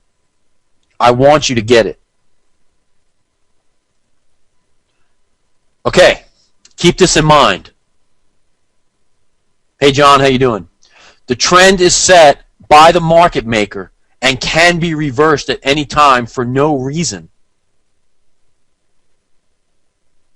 The real reason for him to change the trend is because the dollars are getting out of whack and he needs to get them back. Understanding this, that it goes both ways, gives you a major edge. It allows you to stop thinking about the technicals and that, oh, in a downtrend, I only take rises and sell. It allows you to say, anytime it bottoms out, I'm not going to wait and buy. It allows you to take it down to the buy level and then back the other way. Don't get so caught up in your baggage or bias that you miss the good setups because you think it's supposed to go this way. Market maker hits the stops high, you're a seller. Market maker hits the stops low, you're a buyer. In line with peak formation, second day V, good stuff. Got it. Okay? If I'm going too fast, please let me know. This is important. This is how to establish the trend. Now, I like to think everything I say is important, but this is pretty important. Okay. The trend is generally set up as a 3-day cycle. Day 1, there could be multiple rises inside of day 1, but day 1 should be level 1 rise back into consolidation after the anchor point is formed. Okay? It's reversal day. Peak formation is formed high or low. Second leg W. Second leg M is formed. What's kind of cool about knowing what you know now is that day 1 comes as a market surprise. What do you mean? It catches all retail traders off guard. And then it's aggressive. Look what happened Sunday, Monday. 3 hits to the top, the trend was up. Just kidding, dropped the bottom out of it.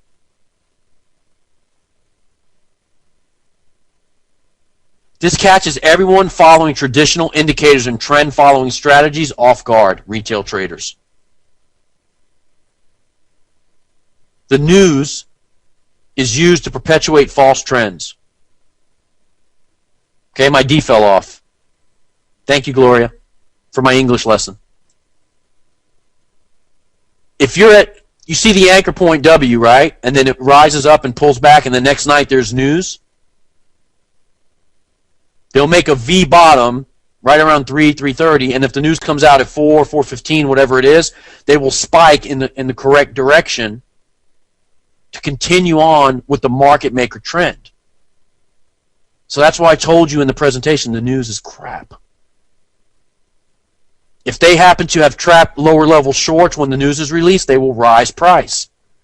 It doesn't matter what the news says. The news might say, oh, the pound's weak, and then the pound will still rise. That is simply because they have to complete their targets in their cycle irregardless of the news or regardless of the news. Okay? Yes, the news is BS, man. I said it and it's true. The news is pure crap. No, I'm not saying not to pay attention to the news. You need to be out or flat on the red releases. I'll talk about that, but for argument's sake right now, don't say, oh, the news said that there's less jobs in the U.S., so dollar-based pairs will drop. That's not true. What's going to happen is, depending on where market makers are in the cycle, they will behave based on that and nothing else. Okay? If they're at peak formation high, they'll hit the stops high one more time when the news is released and then drop. That's how they do it, and that's why they do it. No other reason except for the money. That's why the news doesn't match up with the way the currencies move. That's exactly why, because it doesn't matter.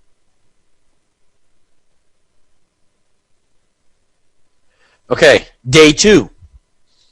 Okay, so you have day 1, peak formation is formed, comes as a market surprise, reverses, right?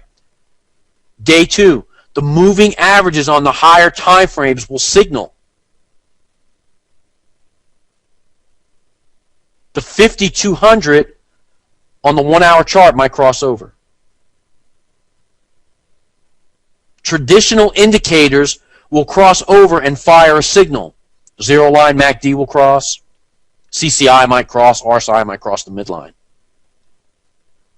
Retail traders wait for confirmation and validation to enter the market, right? I can't think of who it was, but someone had a system where MACD crosses the zero line on the pullback. It has to take out the next bar. And when it takes out the next bar, you enter the trade or some crap like that. That's called a validation of a signal. Retail traders wait for this.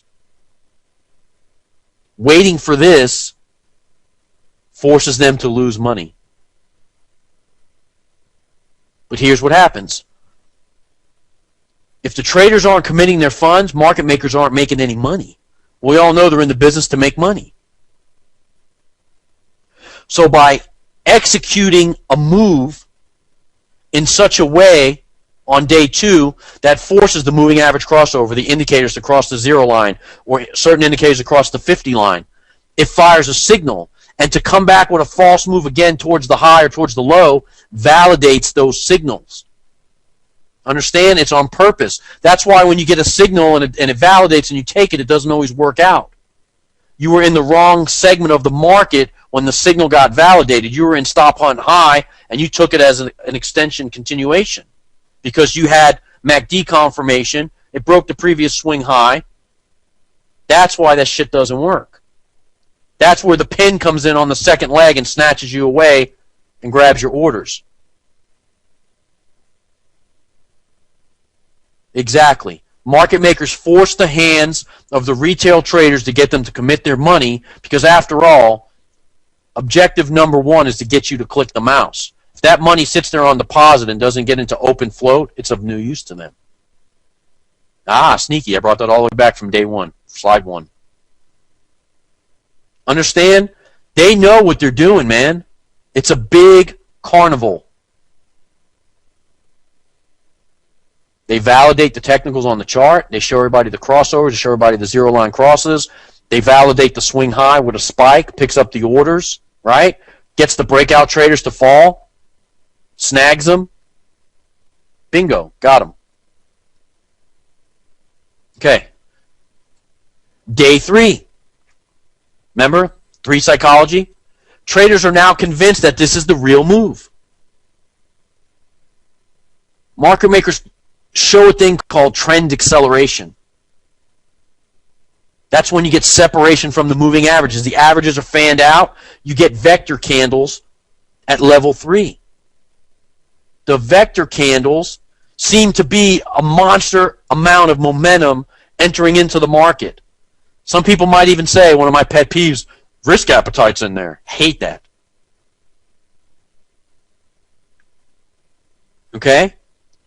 You start getting vector candles on the last day of the cycle, and you also will see a 33 trade.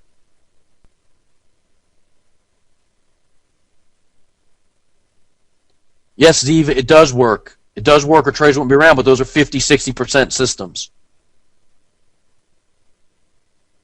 I mentioned earlier, the news is used to further the cause. Just when everybody sees it going a certain way and they get excited and want to take the trade, market makers hit the brakes and trap everyone except us the wrong way. Okay? All right, so now we have a 3-day cycle. Day 1, peak formation high, is usually the end of a trend cycle. Catches everybody off guard. Market makers trap the higher level longs, lower level shorts, and snatch the market away from them. They come back, form out the M or W, which is our anchor point to go the opposite way. That move validates all the retail stuff that's out there. The news could help to trigger that. Could time it right at 4 o'clock or right at 8:30 U.S. time to get the news release to coincide with it. Day 2, the new trend is underway.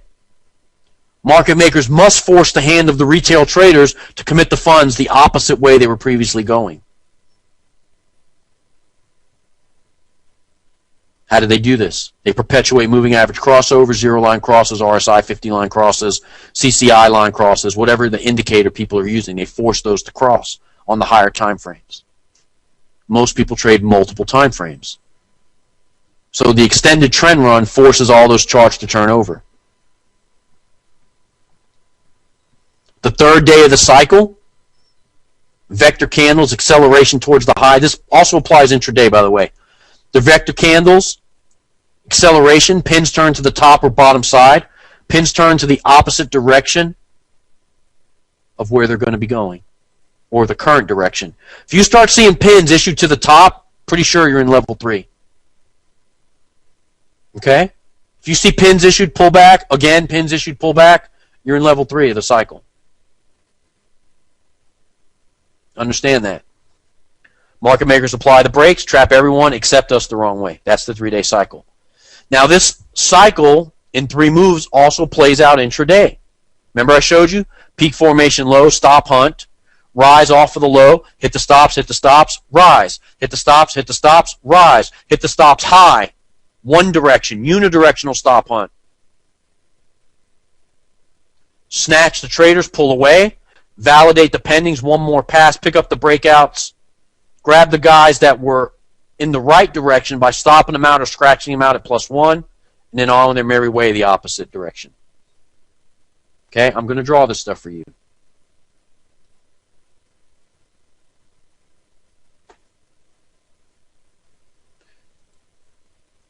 Okay. The reversal in the market is used for market makers to book a profit. Okay, price is rising, rising, rising. Couple of days, everyone's long, everyone's long, everyone's long. They're buying from the traders, so they are net short. They got to get out of those positions or offload them to book a profit. The spike that you see before the reversal hits the stops of the people that are right, puts those contracts in their pocket, and induces people to take more longs. Those contracts will end up in their pocket as well. Think for a minute, man. Do you really think the broker's matching you up with some dude in China? And if you're in China, do you think he's matching you up with some dude in Italy? Do you really think that? Or is he, in fact, taking the other side of your trade and hoping that you haven't had this class? That seems more plausible to me.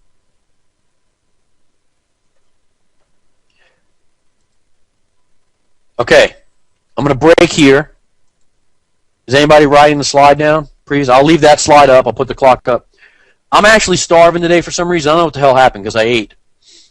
But it's 8 o'clock. Let's take our 30-minute break. I want you to think about what we've talked about so far, the trend cycle, stop hunts, all the things. And I'm going to start breaking things down for you.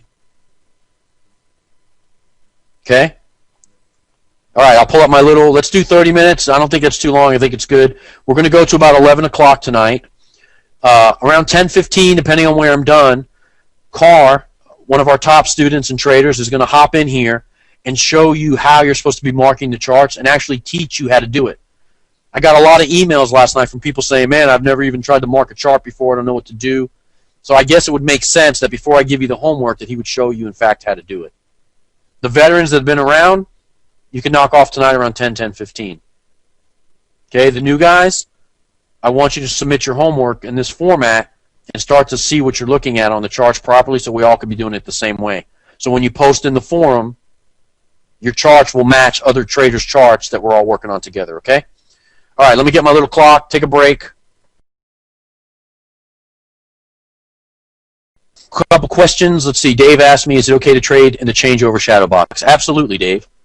The changeover shadow box is where you expect the stop hunt to come in. Is it always going to line up right there? Absolutely not. But if the pattern, you trade the pattern. The boxes are a guide. If the boxes don't line up, don't not take the pattern because you think it's supposed to be in the box. Understand? Let me run this by you real quick. I usually say this every class, and I failed to say it this time, so let me say it now. For the first couple of 3 days, you're going to be confused. You're going to be asking me about the indicators. You're going to be asking me about the boxes, this stuff. I promise you that by the end of the 3rd day, okay, so tomorrow night, 3rd day of my teaching, not 3rd day of class. By tomorrow night, things should start to come together. Okay, if they do not, then you need to send me an email and tell me what's wrong. Okay? Anybody having technical problems? I think Zen has a way for you to call in. He can help you load Java. I don't want you to miss out. The recordings are going to be hung in the forum for 2 weeks. So if you miss a night or you have issues, just get in there and write down the time you went down and then convert the recording over to the time you need to pick up, right? Like it's 8:30 now. If you went down from 8 to 8:30 during the lunch break, then you're good. If you went down from 7:30 to 8, that's the section you need to watch, okay? Just make a little note next to your computer and say, man, I didn't hear that part. I need to hear it again. That's the point of the recordings. You could start and stop them. Okay? Nice to see you, Alan. Back in here. Thanks for the no problems. Okay, so we left off on the chart about hoping he didn't take your class, okay? So seriously, if you're confused, just relax and listen and try to observe and pay attention. I promise you, I'm going to start hammering all these concepts together. What I'm doing is I'm throwing a bunch of concepts at you, and then I'm going to wrap them all up and bring them back together by the end of the sessions, okay? The idea is for you to realize that there's something else going on. These guys suck, and they're trying to take your money. And understand that you can beat them when you trade in line with them. That's what you need to understand right now. I'm going to repeat the concept enough times that it should stick in with you. It should stick to your brain. If it doesn't, that's the point of the recordings, okay? I don't want to waste too much time on that. Continuation of the trend slides we were looking at. Not continuation of the trend, continuation of the trend slides. A trend reset will be used for market makers to book a profit but not reverse directions. Right? What happens? Give out their money, give out their money, give out their money, need some back. All right, but you know what? The target is that euro still must rise to a certain point. So they reset the trend by forming another anchor point, V or W, and then they break the previous high and continue on up for another 3 days or so. A reset will represent a new peak formation, high or low. Then you can expect 3 more days of rise or fall. However, very important, if no trader falls for it, the market maker may reverse the direction after only 1 more level or 2 more levels. That's why you have to understand his behavior in order to understand where you are in the cycle. Right? Things that I started talking about. Am I near the high of the cycle or the day, Steve? I don't know. Is he opening the spread? Are the pins switched to the top side of the candles? Have you seen vector and acceleration and speed around the price points you're at right now? Did it take 3 aggressive candles or 1 long spike candle to get there? These are the things you have to ask yourself. Is this the end of the ride? Is it 3:30 or 9:30? Is it 12 o'clock in the afternoon when they go into consolidation? That's how you tell where you are in the cycle, by the timings and the behaviors, not by the technicals that regular traders look at. Market makers validate that stuff to trick you. Like I tell people, they go out for about 3 days or so and they got to get some of their money back. They go, Steve, euro's been going up since its inception when it was 99 cents to the dollar. I remember that. I remember people saying that the euro will never pass the dollar, that it's a natural stop-loss barrier. And guess what? Those idiots didn't use a stop, and when it broke the dollar and never looked back, they're probably still holding open float from '01 or something. Understand, you have to start thinking from the back side of your screen. Start thinking like one of these guys. Start thinking, okay, what are the retail traders looking at? I see that consolidation accumulation phase right there. I know if I was on the other side of that, I'd be collecting up some contracts right now. What's my next move? I'm going to hit the stops 1 more time, snag everybody, and go the other way. That's how you have to start to think. When your mind opens up to that and start thinking like them, you will start to make money like they do. It's that simple. Okay. Once the peak is identified, the trend bias will be in line with the peak for 3 days minimum. Could it be 2.5 days? Yeah. If they come in at the London session for the peak formation, they can go London, US, London, change in US. Because the 3 levels were accomplished, but it was only 2.5 days. Very important. It is safe to trade V bottoms and V tops if you have clearly identified the cycle direction and the trap volume move. If you see the W anchor point to the low, and it goes up, goes into consolidation, the next day if they issue a V stop hunt like they did last night, it was actually a W, but it came right back out and repeated the level as a V right at the London Open. It's safe to trade that V because you knew it was part of a multi-session W, right? Here.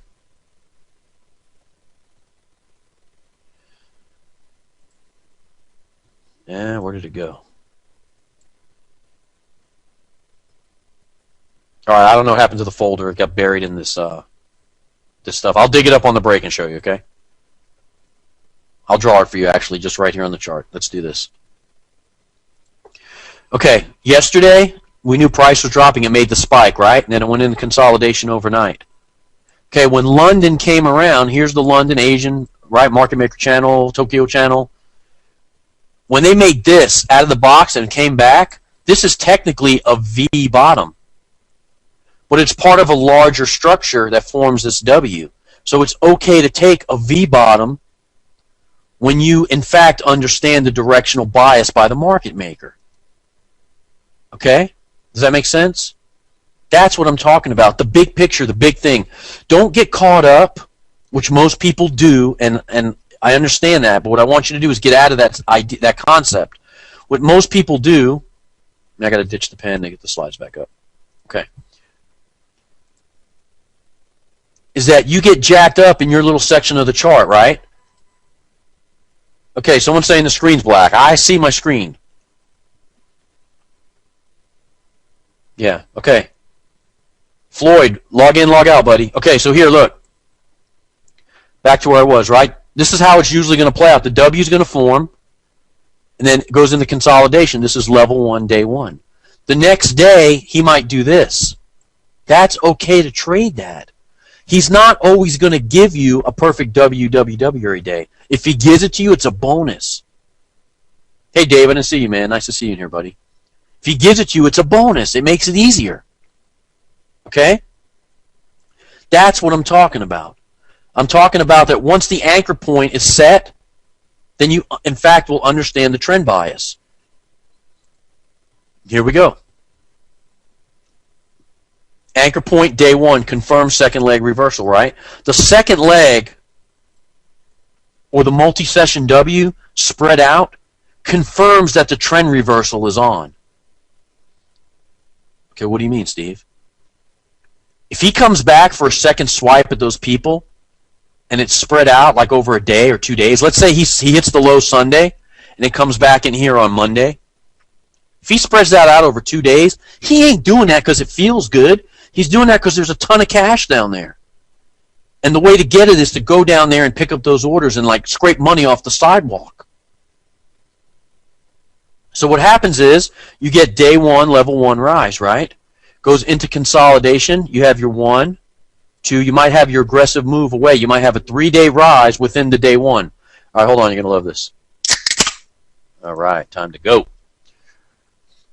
At the end of the day, he goes back into consolidation to end the day. He starts the cycle over, right? He then will make a V bottom. I was expecting this. If he does this, more power to you. It's better. But he may not always do that. So it's safe to make the entry off the railroad tracks because you're going to have your vector. 1, 2, 3 right out of the box. You might get a pivot laying there. Yesterday's tracer. Some things will be laying there. ADR low. Might be laying right there and give you an idea that, hey, the stop hunt should stall right here and the reversal's there. And then again, you have your 1, 2, 3. You may only get 2 levels in this example. Right? If he comes out again and issues a V, I expect this. That's good. Now the expected move is this and reverse. Back into the range. What's the range? High minus the low divided by 2. It's going to be right about here. If it's a 300 pip move, you can expect about 150 pip retracement. Okay? The V could hit the mayonnaise. It could hit the watermark. Okay? That's the cycle. And it's the opposite cycle for the way down. Okay, now, keep this drawing in mind. Okay? Now let's look at a chart. It's kind of funny. I drew it like that. All right? You have what we call a 33 trade on the last day. Okay? And I'm going to show you that. The 33 trade is a very aggressive day that guarantees a reversal of about 50 to 100 pips minimum. Here's why. Okay, isn't this pattern not only the intraday pattern, but it sets the beginning stage for the week? Right? Back into consolidation. Vector 1, 2, 3 to the low. morning star formation around the mayonnaise can be construed as a V bottom or a W, depending on how you want to look at that, right past the Mayo. Why would he come down past the Mayo and close aggressively past the Mayo and then snatch it right back in one bar? Because it works. Hey, Wayne. It works because when they close below that, there's two candles below this, right? A retail trader would sell here and here. Some people say, oh, on a break plus a close below the mayonnaise, I take it. Some people say when I get a full bar below the mayonnaise, I take it. Isn't that funny how he did both? He issued a break plus a close and a full bar below the mayonnaise. Then he immediately stalled the breaks for 15 minutes, and then 15 minutes later, everybody is freaking stuck because one bar took it all back. Do you see that? Do you understand? It snatched it away from the traders. Okay? Our entry is in here after the morning star formation comes back to the mayonnaise, or a bar later in here. That's okay. And this trade moves nicely in, then it bounces, and it does what it's supposed to do to finish out the day. 1, 2, 3 to the high, end the day and chop, and then drift back into consolidation. Okay? Then what does he do? He does exactly like he's supposed to because we knew it was coming. Vector, tiny 1, 2, 3 to the low, 3 swipes to the low, issues a hammer, snatches it away, comes right back with a second leg, and then this is your 33 trade. Okay? I'm going to explain to you the 33 trade. The last day of the 3-day cycle will issue 3 intraday levels of rise. Okay, write it down. Or mark the tape. Whatever works for you. The last day of the 3-day cycle will have 3 days of intraday rise. 3 levels of intraday rise. I messed that tape up. Let me do it one more time. The last day of the 3-day cycle will have 3 levels of intraday rise. Okay? With little stutter consolidations. 1, aggressive off the low. 2, 3. Hit the stops. Notice the pins turned over. See the pins on the top side? It's day 3. It looks like stairs, right? Stairway to heaven. Man, it's like stairs. I see it, Steve. Do I know from the right part of the cycle? What time of day is it? How's his behaviors? Are you at level 3 rise on the last day? This is called a 33 trade. The reversal is imminent. You can sell on the hammer back into the range. First target's the water, second target's the mayonnaise. I promise you'll get it. Almost every time. Why? Think about all this money everywhere in here, right? Market makers had to buy off of all the traders. They had to buy off of all the traders, buy off all the traders, buy off all the traders, buy off all the traders. Right? They're running out of cash. They're running out of money right now. It's getting a little low. The last day, the 33 trade, you ever heard of the term pump to dump? They're pumping the price on day 3 of the cycle to create, oh my gosh, look at this uptrend, I got to grab some of that. That mentality that is everywhere in the retail trader's world. Man, look at that euro. I'm so sorry I missed that. Buying, buying, buying. They pump the price to buy from the traders, become net short heavy at level 3, day 3, and then correct the price and come out net positive in their cycle. Market makers buy from the traders or sell to the traders on an aggregate with the last level of the cycle being the most aggressive and heavy buying or selling. That behavior allows them to come out of their longs or shorts in profit. Okay? So now, this is exactly what I just drew for you in my little sketch. It's going to be there over and over again. Can they reset back to the mayonnaise and continue up? Yes, because I don't know what the seasonal target is for euro, and nobody else does except them. I don't know what the quarterly high is going to be in GBP. But I can tell you that at those price points, when it approaches the yearly high or quarterly high, a sucker takes a break of that long. And I'm going to show you in a chart coming up exactly what I mean.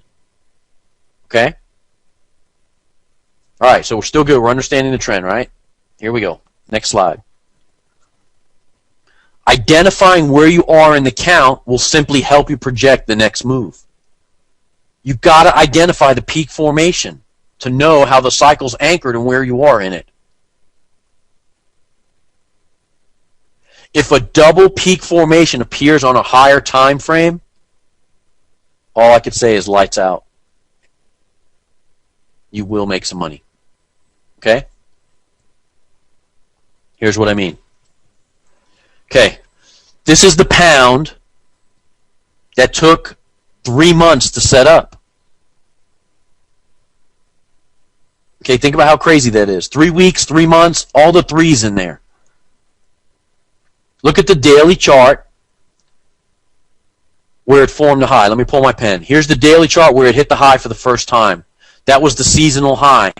From September, October, November, right? It hit the high. It then had 3 levels of drop. And then it went back 3 levels of rise, and it came right back to the seasonal high. I promise you there's breakout traders that put their orders all up in here. They put big fat pendings. They were aware of this, and they went in there and they issued a big fat spike to the high and picked up those orders.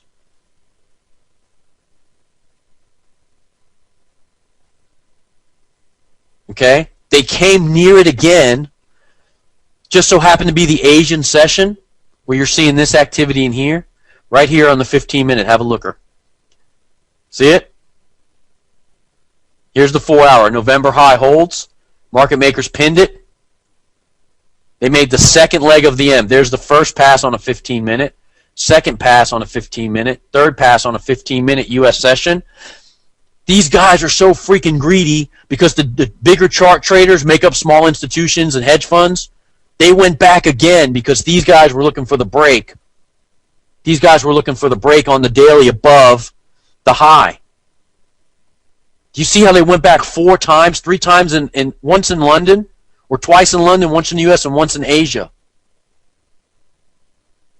Think about how crazy that is. If they pass up there 3 or 4 times, I told you, if they make that many passes at a price point, it's lights out. They made the swipes at the high all those times because there's a ton of money sitting there. Do you see the 1 hour is crystal clear? Yes. Look in here at the 1 hour. There's the pin to the high. Come near it again, miss it. Come near it again, miss it. Boom, boom, boom. And there's actually a little tiny more pass right in there. Notice the outside structure. The outside bar forms the high of the cycle, but none of the bars penetrated. That is a sell all day and twice on Sunday if the market's open. Okay? So understand. Boom, boom, boom, game over. If you have an M formation on a larger time compression, such as this one, that took 3 months to form or 2 months to form, the correction's imminent, man. They will correct the chart to get paid. Okay? For 3 months, can you imagine this, man? Somebody took that break long at the railroad tracks in October, November, right? November 4th, that week. They were all happy. They probably thought they got a great breakout trade above the seasonal high. They were probably ready going to buy their wife a new Lexus for Christmas. They were all excited. Market makers snatched it away for 3 months right through Christmas and didn't come back until February. Man, if they were running a hedge fund, they had open float for 3 months, had to pay swap every day. Do you know how crappy that is? I'm sure it ruined their Christmas. I'm sure they lost their bonus. Somebody was trapped long there. For them to come back to the level and pick up more orders 3 times? Yeah, somebody said she got a Hyundai instead of a Lexus. Coal in her stocking. Don't you see how dirty this is? That's why the regular technicals don't work. The breakout traders break above the seasonal high, break below the seasonal high. If they break above the seasonal high, you got to still get the right signals in the formation. Trading above and below the seasonal highs is a sucker's game. Don't do it. Instead, look for it to settle in and make the counter and take it back towards the seasonal number. Okay? Like we did in this example. This was good for 150 pips minimum at the seasonal high, okay? Okay, so the trend. How do you figure out the trend? It's the anticipated directional move needs to line up with the peak formations. It begins after the stop hunt. After you see the stop hunt, aggressive move, vector candles to the high, it sets in, pulls back, goes again, that's the peak formation. That's the highest point on the chart. It could be the highest point on the chart for the week, and you also have the peak formations intraday, which is the V tops and V bottoms. The trend move in Forex lasts 6 to 8 hours. The directional move is slow and steady. It's with all their money committed. Obviously, if level 1 is identified, the trade's going to offer more pips and can be converted from a spot to a swing trade. Let's say you see a peak formation low and you get in something, it looks good, and you're jacked up, and you're like, man, I kind of like this trade, and you scroll back and look at the 1 hour chart. You notice, man, it's been dropping for about 3-4 days. It settled in, it chopped around, it made a second leg. That looks like a big multi-session W. You're up 50, 60 pips. Lift your take profit, adjust your stop to break even. Convert the spot trade to a swing. Not everybody is suited for that, and that's okay. If you're not, take your 50 and look for another setup tomorrow. If you are, and you want to start taking swing trades, that's okay. But understand the swing trade lasts 2 to 3 days max. That's why a lot of times these guys take swing trades on Monday, and they hold it, and they're up 200-300 pips, and they move to break even and never trail. And then by the time Friday rolls around, they come right back to the same level and end the week for no net change. And they had a 250 pip open float positive, and they end up with a +5 or +25. That, my friends, is a crime. Okay? I'll talk about how to handle the stop losses in all conditions. Okay, look. Will all the time frame always line up? No. This is a retail trader's trap. Don't get caught by the market maker, man. You sitting here waiting for the 1 hour, 4 hour, all that shit to line up, that's a retail trader's trap. Okay? All right, I hate to keep asking this, man, but can everyone hear me? Is it just certain people are falling off? Okay, sorry. All right, thanks, man. Okay, thank you, Mac. Thanks. Okay, thanks, guys. All right, look. You got to have an open mind and trade in both directions and not be afraid. If he shows you stop hunt high, you're a seller. If he shows you stop hunt low, you're a buyer. Just be cognizant of where the peak formed. How far away are you from the peak? Is there profit to get back to the peak if you trade against the anchor spot? Okay? That's how you handle the trend. Now, a market maker uptrend can be labeled as such. WVVM. The counter trend back towards the peak is ill-advised on V1. This is V1 right here. First day of the reversal. The straightaway trade occurs here most often. Okay, I'll show you a picture, don't worry. Okay, if you're writing the slide, I'll give it a second.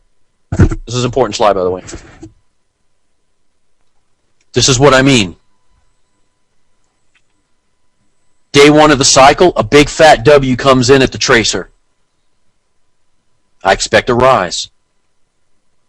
The next day, they issue 2 pins to the low in the shadow box. My gosh, it couldn't be any perfect. Here's the low. They cut it in 3 swipes, vector to the low. They end on pins right here.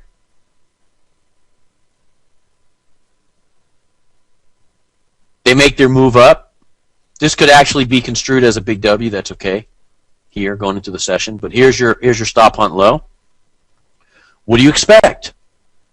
Day 2. All right, one more day of rise. I expect them to stop hunt low right out of the box and rise. V, M. The reversal's imminent. There's the railroad tracks to the top side. There's level 3 chop, level 3 chop, level 3 behavior. I know it's coming. Okay, do you see?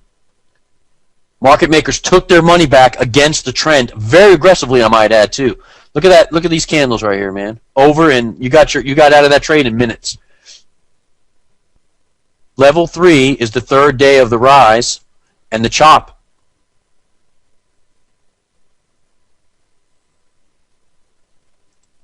Okay. The market maker downtrend can be labeled as such, MAAW, only because I can't make an inverted V on typing. I don't know how to do it. If someone knows how to do it, email me.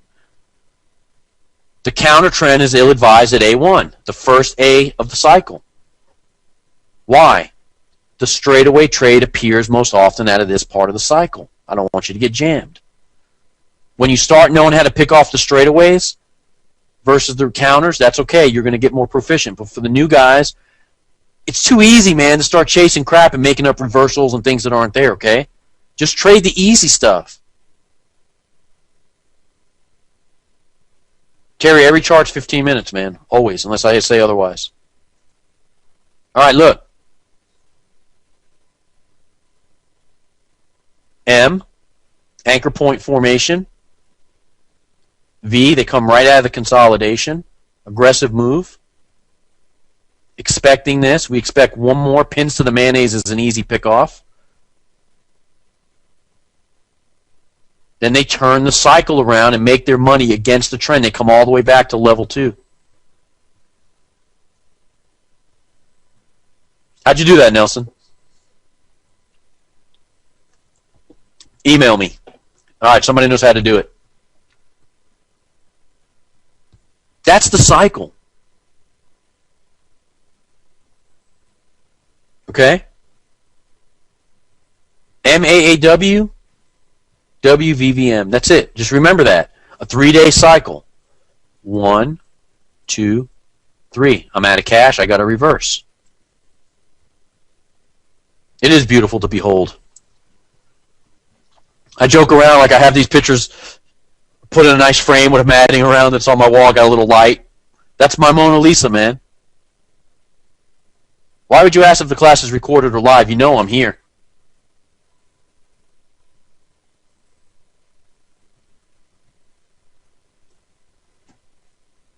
Seems like I went down. Did I go down? You guys still there? Yeah, okay. I don't know what happened. Almost like someone took control of my screen. Probably got a market maker in here. Okay. Very weird. All right, here we go. I said this, will all time frames line up? No. Don't get caught by the market maker.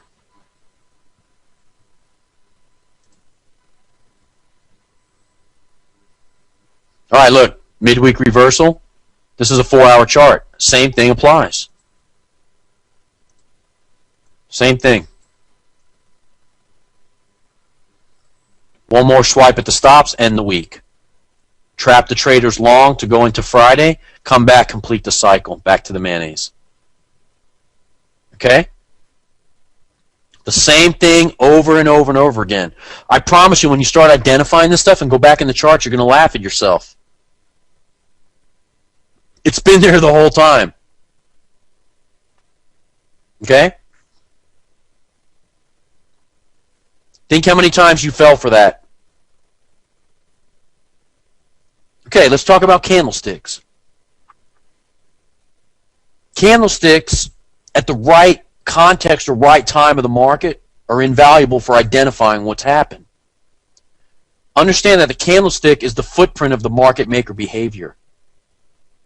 It's your job to identify the market condition. Candles in the wrong market condition, to me and to this group, are meaningless. Certain candlesticks can be expected at the high and low of the day. And they are as follows.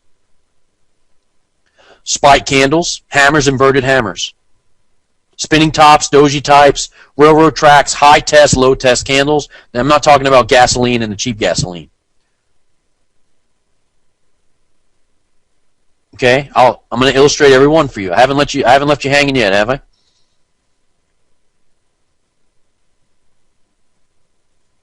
Okay, here we go. The vector candles.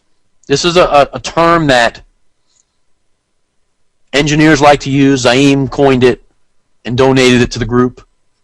Some people like it, some people hate it, but nevertheless, it just means a candle of magnitude, length, and direction out of nowhere.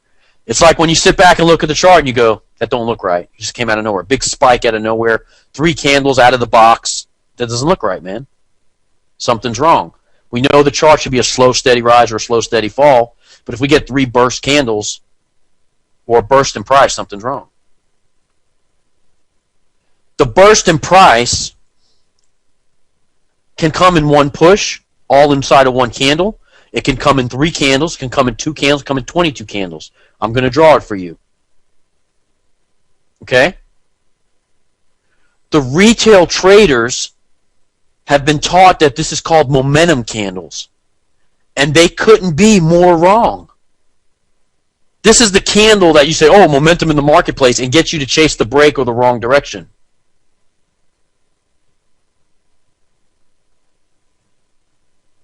It's simply an anomaly on the chart that would look like a breakout. It's like, oh man, that's breaking out of nowhere. It's moving. That's a vector candle. And it appears for no reason other than to get things moving tonight. Market maker comes on duty, and he's like, all right, how are we going to start this off tonight? Let's hit the stops low and rise.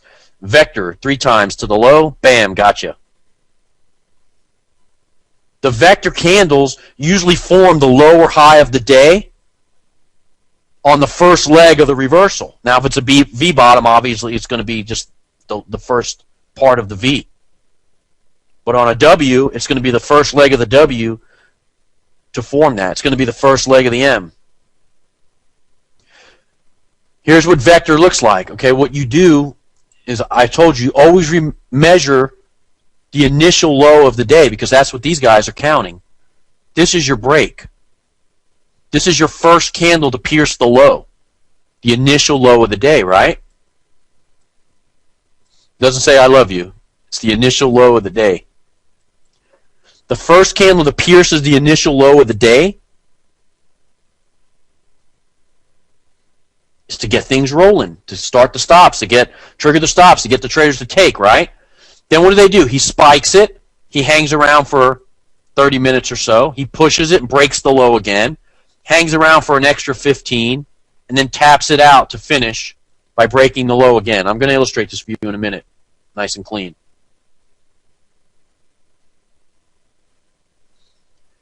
I'm going to talk about the blue box. Yes, just absorb the concepts right now, my friend. All right? The 1, 2, 3 to the low is the vector pushes an extension of the low or the high. All right, let's look at it from the high side. Here it is again. An extension of the high. Steve, I only see 2 candles there. I understand. 1, 2 pushes can be contained inside of here, and the third push can be contained inside of here. But I promise you, measure this. This is, anyone want to take a stab at it? 25 to 50 pips above the initial high of the day, depending on the pair that it came from. Okay? Now, that would be an M top. Absolutely correct. Look, spike to the high, pull back, hit it again, just take it out barely, close below, and then shift it away to trap everyone up in here long. And then game over. Sorry about your luck. Okay? M top. Notice how you have a big outside bar that eats the whole structure up, and these bars trade inside and then shift away. Very important to note. V1 on the chart is not the same as Vector 1. Absolutely not. Vector is only to understand the speed and the movement of the stop hunt candles. Vector, let me see if I can clear this up. Vector identifies stop hunt candles. V1 is a stop hunt low rise. V2 is stop hunt low rise. Right? A1 is stop hunt high drop. A2 is stop hunt high drop. All right, see if I got that right.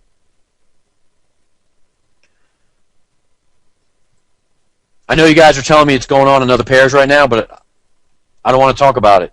I want to focus on the material. Okay, look, this is very important. Candles represent, candles, bars, whatever, where price has been. When the candle paints and closes, the damage is done. Market makers got what they needed. So when they issue a pin, right? Think about this for a minute. Okay, I've been talking about this. Everyone keeps asking me, what is a pin? When you see the pin, when the pin is issued, the money is grabbed all in here. Because after all, this was a solid candle that started out like this, right? And then what did they do? They closed it like this. And the pin's issued. When the pin is issued, they've got the money. So you have to ask yourself, okay, the pin's been issued towards the high. They came out of the box, 50 pip channel. They cut it in 3 swipes. They ran that candle straight up and pulled it all the way back and snapped it back and closed way below the high. The damage is done. They grabbed the money they needed. That's what you have to understand. Okay, now let's go over the high-low board and understand how they extend the high or low. I made an example of how they extend the high. Okay? Here's what happens, okay? We know that they will extend the high in 25 to 50 pip increments. The activity takes 30 to 90 minutes when the high is reached. Okay? So here's what happens. The initial high is 61.60 sometime between 1 and 4 a.m.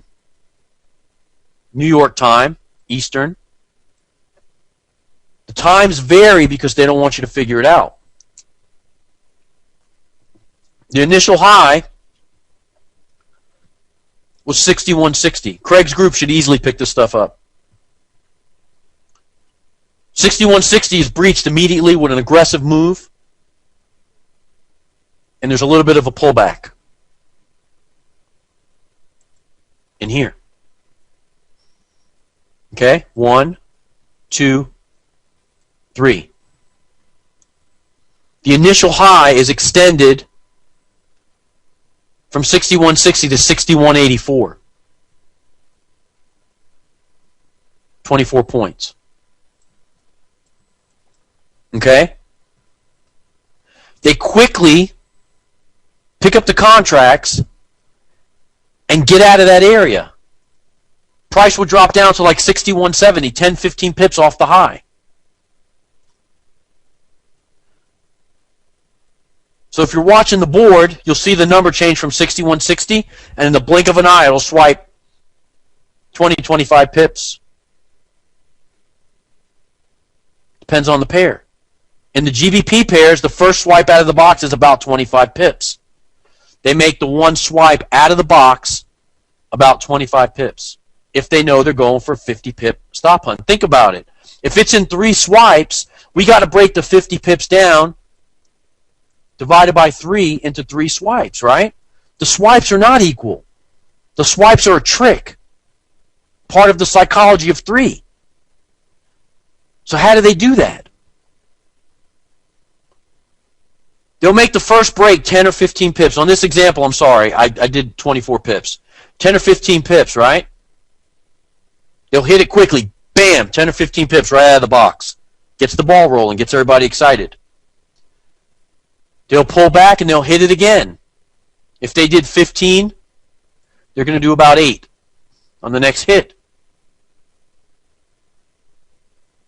Then on the very last piece up in here, they will tap it 3 to 5 pips. The 3 to 5 pips plus the spread is just enough to annoy the shit out of you and take your money away on the stops. And it's just enough to pick up the pendings if they're structured on the other side. Okay? Now, they quickly pull away 10 to 15 pips off of that number, the new high of the day. Right? You have your initial high of the day, 61.84 becomes the high of the day now. They pull back. Immediately 15 pips to trap the long holders and to evaluate and see what they got. They turn around and make the second pass from 61.70 right back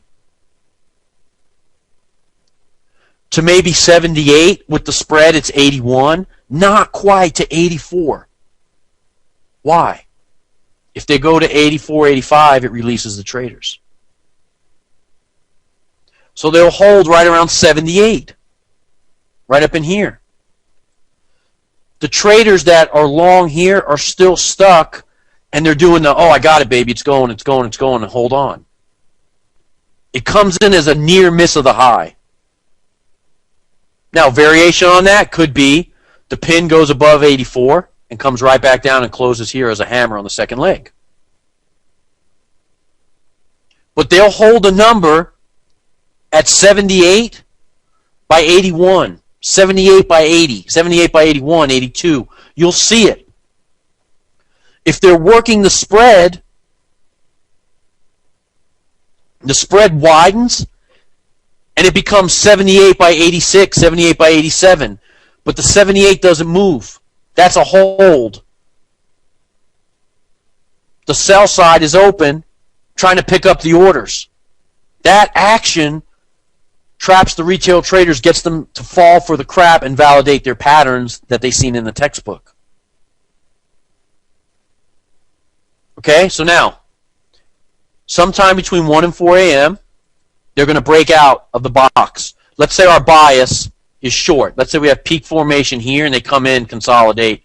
They had 3 levels of drop. 1, 2, 3. We expect the same behavior tomorrow. They come out. They issue vector candles. Understand this swipe can be one big fat railroad track and then fall back like this in 2 moves. There's your entry, or there's your entry. It can just be 2 big fat candles straight up, one straight down. It's variations on the theme that you have to understand. The job is to get the traders to fall for it. That's why it's mixed all the time. It's disguised as different things. So now, if you're watching the big board, the high goes from 61.60. All of a sudden, you'll see it blink. Bam, they hit it. It goes to like 61.72. Bam, they hit it again. 61.80. And then they tap it 4 or 5 pips for the last time 61.84, the high is formed. They quickly get off of there and drop down to 61.70. Traders that don't know anybody go long here on the pullback.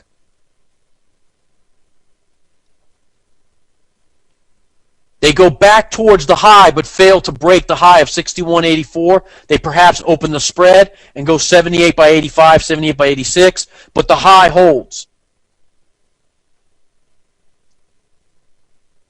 Identified by the way the candle closes, it ends in a hammer or ends in a spike or a pin. They then shift the zone away from the higher level traders. Our entry is here.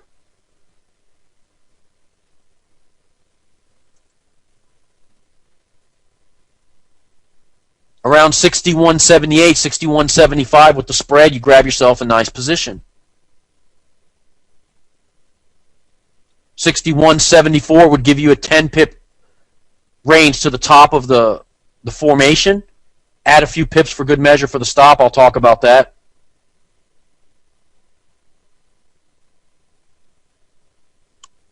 There's your entry. Stop loss is right here outside the range. We'll talk about this. Still, stop loss. Just understand that's where it goes. Okay? When the high of the day holds after the things that you need to see are there, okay, let's see. Let's back up now, okay? 5 p.m. Do I got to do this? 5 p.m. high-low reset. Boom, boom, boom. Trade in the range. Widen the spread. Between 1 and 4 a.m., you have your vector times 3. 1 push, 2 push, 3 pushes to form the high of the day. Same for the low of the day. It can be 1 candle straight up in 15 minutes, an aggressive move towards the stops. It could be in 3 candles. It could be in 7 candles. When they do it in multiple candles, this is how they do it.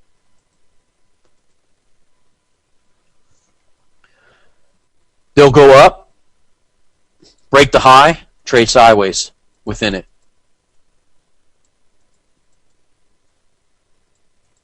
Hang out there, hit it again. And then maybe tap it again. And then reverse. Same thing. The only difference is they added 45 minutes in the middle to piss you off, confuse you, because they were accumulating contracts and seeing what happened.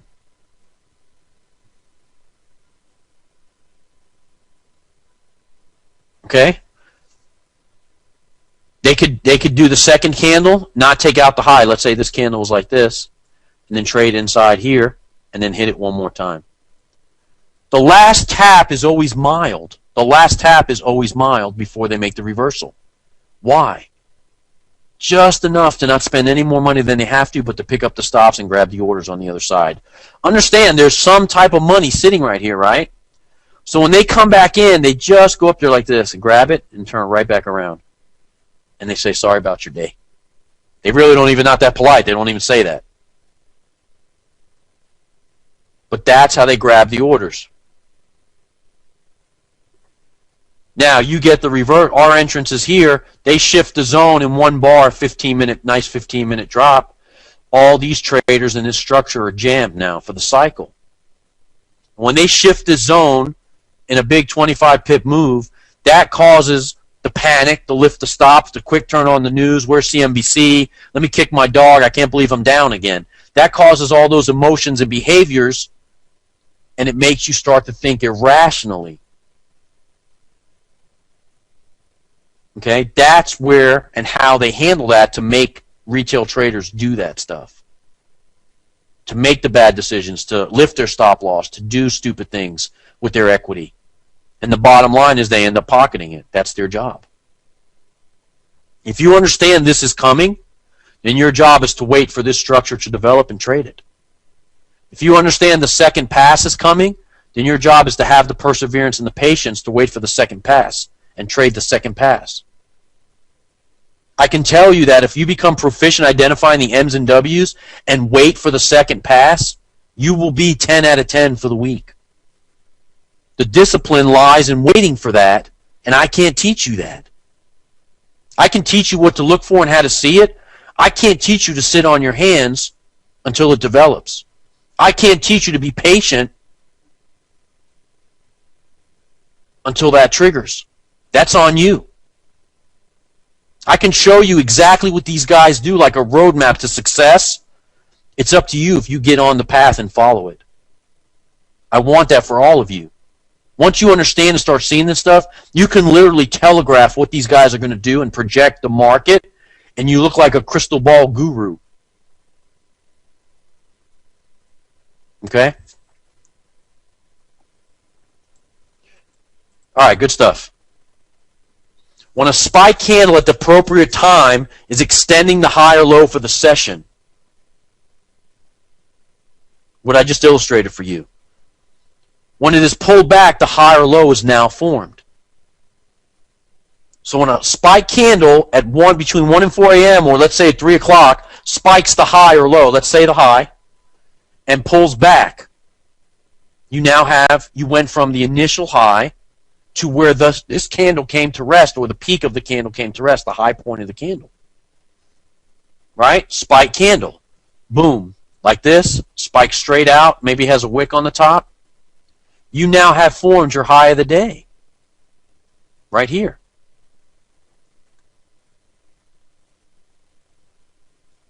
When it's pulled back off of here, pulls down, you now have your high. This pullback is this forming up. Remember, I learned to trade by the numbers. I didn't learn to trade on a chart. You guys have a major edge. The guy made me look at the board and told me, okay, like the numbers I illustrated for you, that's how I learned. And I got to tell you, it's frustrating as hell. This is easier. When they hit the number, like I showed you, the 6184, right? When they pull back to 6170, that's forming the 2 point on a 1, 2, 3 setup, right? And then when they spike back up and fail to take this out on another candle, that's how the setup is laid out. That's how it's starting to play out. It's simply this. When you have a number locked, let's say 6184 is the high for today. When they come near 6184 and fail to break it, that's your high retest candle or your high retest point that allows them to absorb those orders that are needed for them to pocket some cash.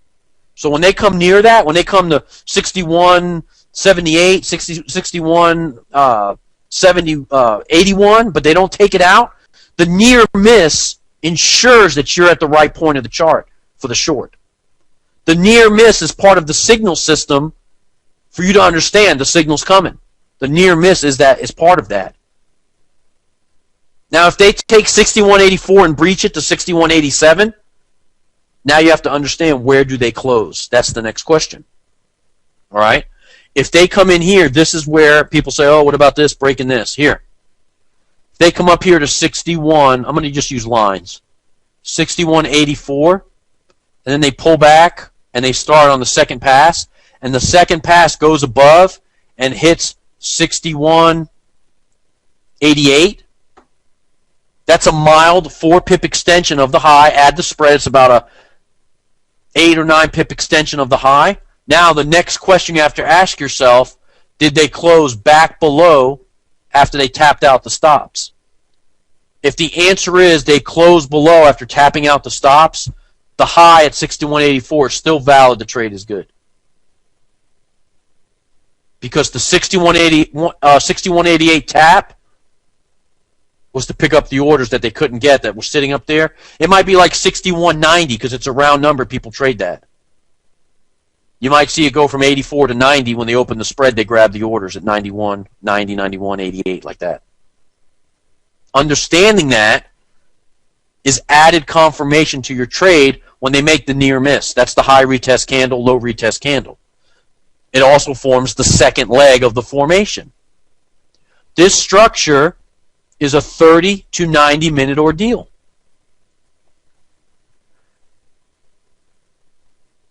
How do I mean 30 to 90 minutes? The clock starts 30 to 90 minutes when the first high is formed on the vector candle to the high.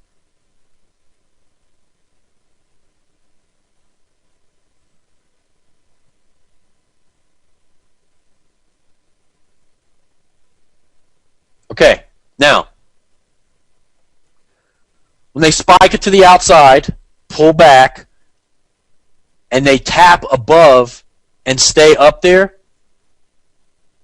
if they close above the 6188, the candle turns green and closes above, that's not the high anymore, is it? 6184 is not the high, 6188 is the high. You need to wait and see what happens. Understand? Wait and hang around and see if the next candle issues a railroad track and comes back below the previous 6184.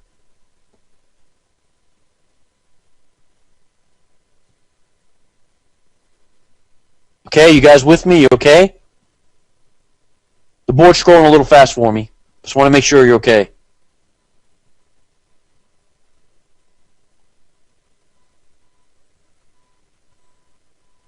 Okay, good. Understanding how they handle the high and low is the whole business. Remember, I told you the high and low is the whole business. Understanding how they handle it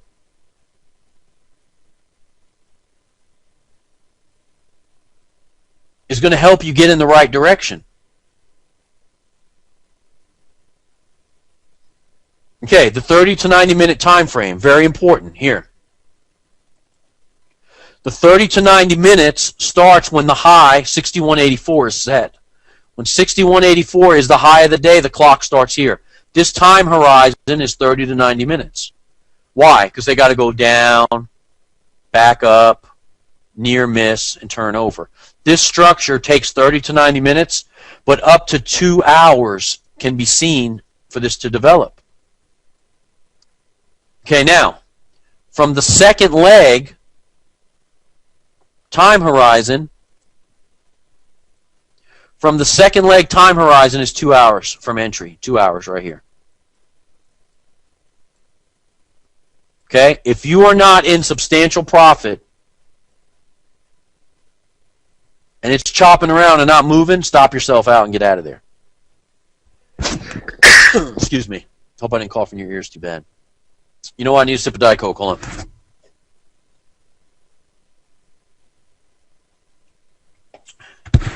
Okay, back. All right, so listen. You enter the trade right here on the pullback off of 84, around 78, 75 with the spread, right? You're in.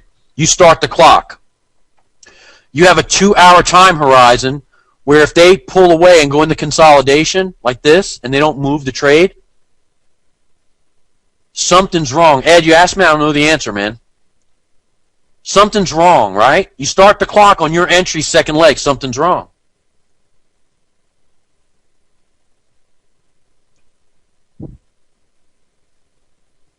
The contracts aren't straddled in the way that they needed. So you got to scratch yourself out. Ed, I mean enough room to move your stop to break even. You should be up 25, 30 pips, 35 pips. And if it's chopping around, if the trade doesn't go in your favor right away, something's wrong, right? You'll get used to it and you'll see, but I promise you, you'll get your plus 50 so quick you'll think something's wrong with the platform.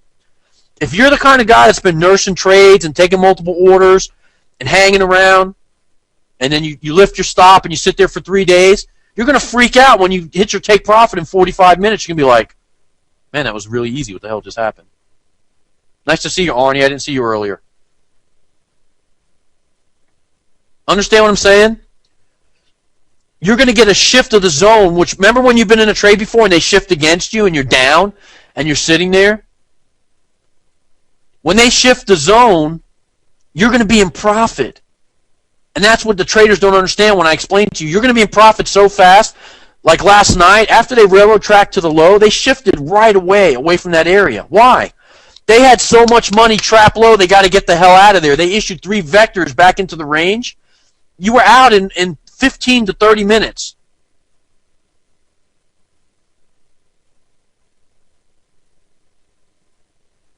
Understand? It's fast. When you grab the trade, it's so quick, you're going to think something's wrong with your computer or something.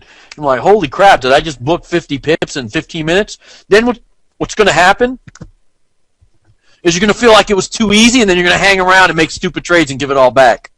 That's what's going to happen, I promise you guys. Don't do that, I'm telling you. If you book a profit on an easy setup in 2 candles, you see the railroad tracks to the low and you take it, and in 2 candles, 30 minutes, you're out plus 50.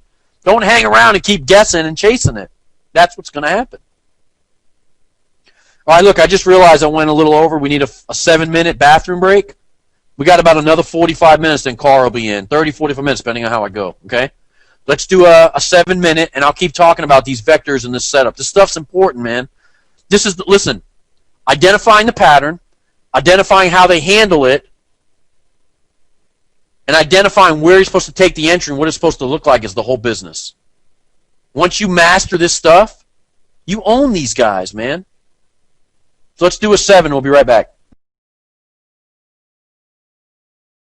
So, all right, so we're trying to understand how the high or low is formed, right? So they hit the number, they pull back 15 to 20 pips off of that number, go near the level, and fail to break it. That's your setup. Okay, same thing for the downside. They'll spike to the low, pull back 15 to 20 pips. That forms the hump in the middle of the W or the M, right? The pullback right here on the board forms that hump, which if you understand how the 1, 2, 3 trade set up, that's what they're doing. That's how they're working it, okay? Important stuff to understand. The retest candle is when they come near it to pick up those orders. Okay, we call that a high test, high retest, or low retest. I have some pictures for it. Let's see. All right, we covered that. Okay, now, with that in mind, the following candlestick patterns need to occur at or near the high and low of the day. What happened? The clock's still in the way?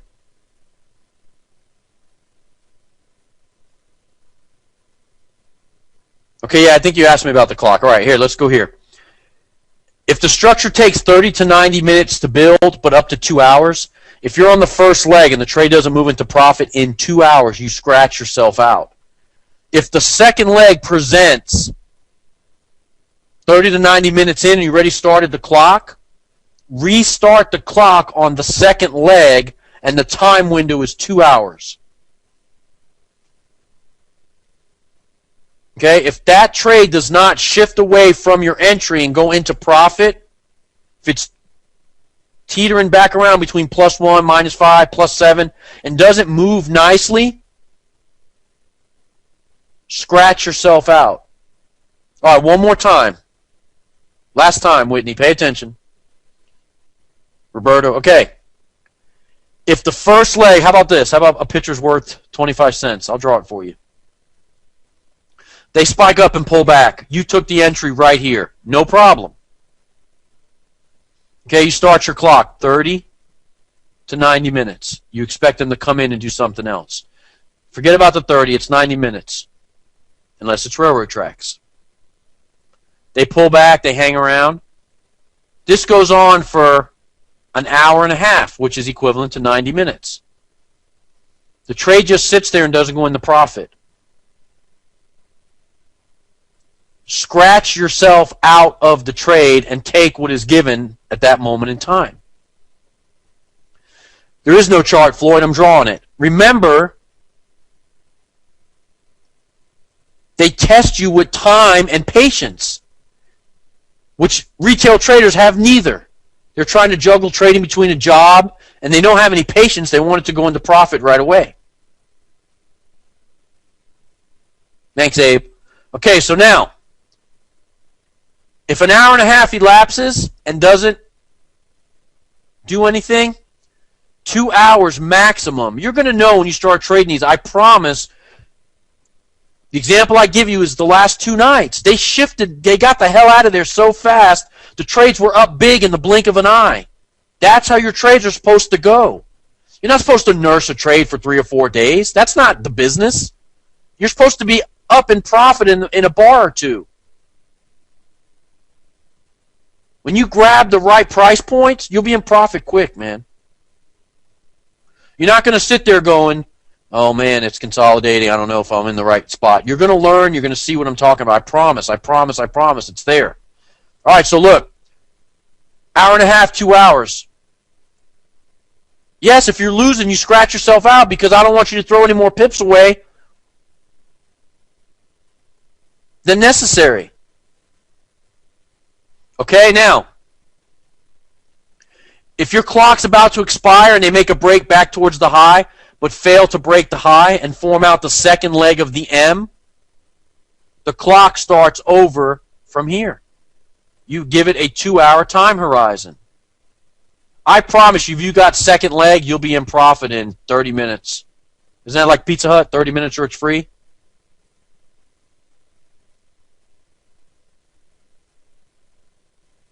Right, Dave just wrote, shift candles, 20 pips on average, green. The trade goes green. They shifted away 20 to 30 pips off of the high or low quickly into your favor.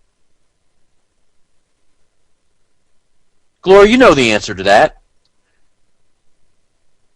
If the second leg breaks the first leg, pay attention. You've heard this 4 times. You know the answer to this. If the second leg breaks the first leg, now it comes down to this. First of all, you have your stop loss in place. If your stop has not been triggered, do not let the market prove you wrong. You are smarter than a fixed position on a chart. The answer is this. How do market makers handle the high and low is the whole business. If they close above and stay above, you're probably going to get stopped out, so take it at 10 pips instead of 20 pips. If they open on the next candle and railroad track back inside the range below the previous high, your trade is still valid. I don't know if I can make that any more clearer. Good, Gloria? It's how they handle the high and low. If they cut the high in an aggressive move, or cut the low in an aggressive move with a big fat candle, you're going to get stopped out. Why would you sit there and wait to get stopped out? Why not take a minor loss and recover on the next strike zone?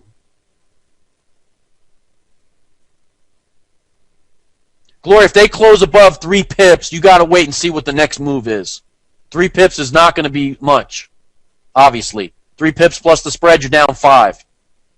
If you're down 5, you got to wait and see if they railroad track back inside the range below the previous number, or back inside the range above the previous number if you're trading off the W side. It's how they handle the high and low to pick up the orders that determines if the trade is still validated. Okay, good stuff.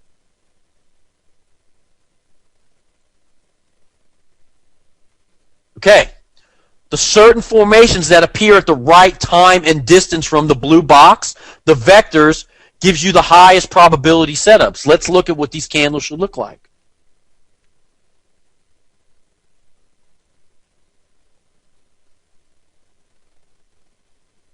Okay, this is exactly the way I've illustrated it for you. Here's what happens.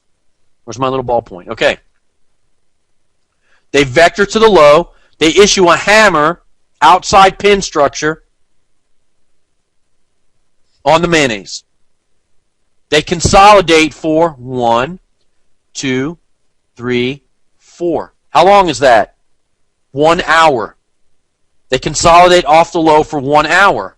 They then spike back towards the low, but fail to take out the LOD. And then they immediately get out of that area.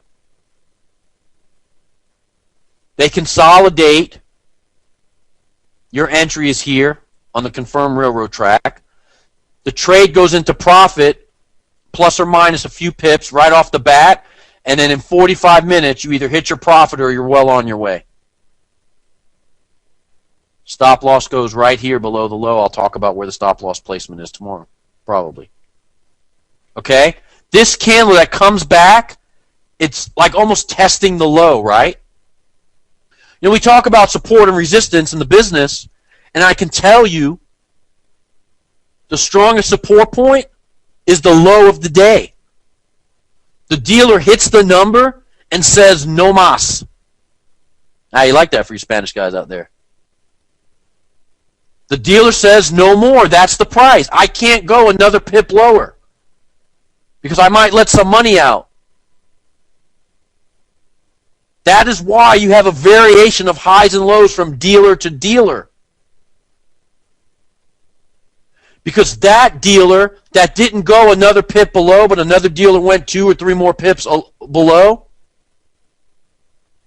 his stop orders or a certain amount of orders, maybe he was going to pick up more longs. He didn't want to activate those because he knew he was going up. So he stops right there. He's got everything he needs today. No more. He comes back and he comes near it again. So isn't it safe to say that this is the strongest support there is and the high of the day is the strongest resistance there is? Because the dealer doesn't want any more. Right? There's your entry. Bam. Beautiful setup. Okay. The high test candle. You have your vectors. Here, look, extend the box out. He moved a little later. There's your 3 pushes at the high. He cuts the high in 3 moves. There's the price point. That's resistance for today, right? I'm going to start doing that. The dealer hits 61.92 and he says no mas. He pulls back quickly for 30 minutes. He works it, right? Hangs around, validates the orders. He pushes back up. Understand this was green like this at one time, right? He then comes right back below and closes down. The high is still intact. He then shifts the zone away from this structure and traps everybody that got jammed up in here, consolidates, accumulates more contracts on this anticipation. He has built enough of a float in here to be profitable for the day, and then in one candle, he's sorry about your luck, but I need to make some money here. He shifts the zone away from higher level long holders and makes them cry. You will almost be out. By the time it hits here, you should have your plus 50. How do you know, Steve? How could you measure? Because this range is 60 pips, and if he's above that and comes below it, that's way more than 50 pips. You're out. Spread and all. Okay? I hope you see the beauty and the simplicity of all this. It's crazy. It is. It's like artwork. Understanding how the dealer traps the traders is essentially how he handles the high and low, because that's where the traps are, is the whole business. Okay, let me go back and clean it off and comes back, because you're asking where the entry is on this. The entry is anywhere in here. You have vector to the high. There's other reasons here. Maybe the tracer's not on here. This is your M formation, my friend. Here or here on the inverted hammer close below. TDI should already be gone because the closes are averaging lower. You might have a shark fin. Michael, I'm sorry to hear that, but welcome to the family, brother. I've been trading 10 years and never saw this, Michael said. Now that you know it, you can't unknow it or unsee it.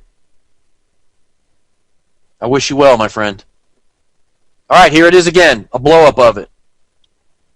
This is a hammer, quasi-hammer, hammer, right? We're talking about the candlestick patterns. A hammer is better when there's less of a wick on top. But understand that after you have three vectors to the high and you got a group of hammers, notice the pins are to the top side. Remember I told you the area he's trying to work is where he throws the pins. So if you identify that he's throwing the pins to the top side after he cut the high, man, you got it. He's got everybody else, and you got what he's doing. Yes, Susan, if it happens earlier than between 1 and 4, it's still okay. But understand that if you see the first hit in the Asian session, chances are at 3:30 in the morning he's going to come back in the second session and hit it again. That gives you a very solid, confirmed double top high or double bottom low, M or W. That's a better trade than trying to grab it in the Asian session because it doesn't move much during that time, historically. Now, I know there was a nuclear meltdown, a lot of stuff going on. Tsunami almost broke the nuclear shell reactor. I understand all that, and you get these anomalies in the chart where they move. But as a whole, the pairs move mostly during London and the U.S. session. I've met a lot of people that wake up 4 a.m. and trade 4 a.m. to noon. If they miss the move, they miss the move. Thank you, John. I'm glad it's making sense to you, man. When this dealer switches the pins to the top side, he's going to open the spread up in here too. That's your clue also. All right? Good stuff. Pins to the bottom side. If he's working the low, the pins are going to come in at the bottom. The pins are going to come in at the bottom out of nowhere. Right? Typical shoulder, head, shoulder. Level 3 behavior. He dropped down. He spikes the low in an aggressive move. What happens with those big spike candles, maybe they break them up on the 5-minute chart into 3 pieces. If you're trading that garbage, stop. Here, let me clean up my drawing. Back to here. He'll break this into 3 pieces on a 5-minute chart, right? 5, 10, 15 minutes. You're concerned about this stuff right in here, how he ends. Okay, now look. The initial low was set, right? This was the low of the day on the spike down after he came out of the Asian range. He spiked it crazy and pulled back. Okay? He comes back. Gloria, pay attention. He comes back and runs a pin all the way down there and then closes all the way up here. He's not satisfied with the work that he's done. He needs more money. He does it again. He goes all the way down and comes all the way back up above the previous low. Understand? Not allowing traders to book a profit. The spread gets opened up in here. Now he comes back for the second pass, and it's lights out when he shifts the zone right here. In 3 bars, 45 minutes, and takes back all of this money in 45 minutes. This went on for hours. Do you understand that?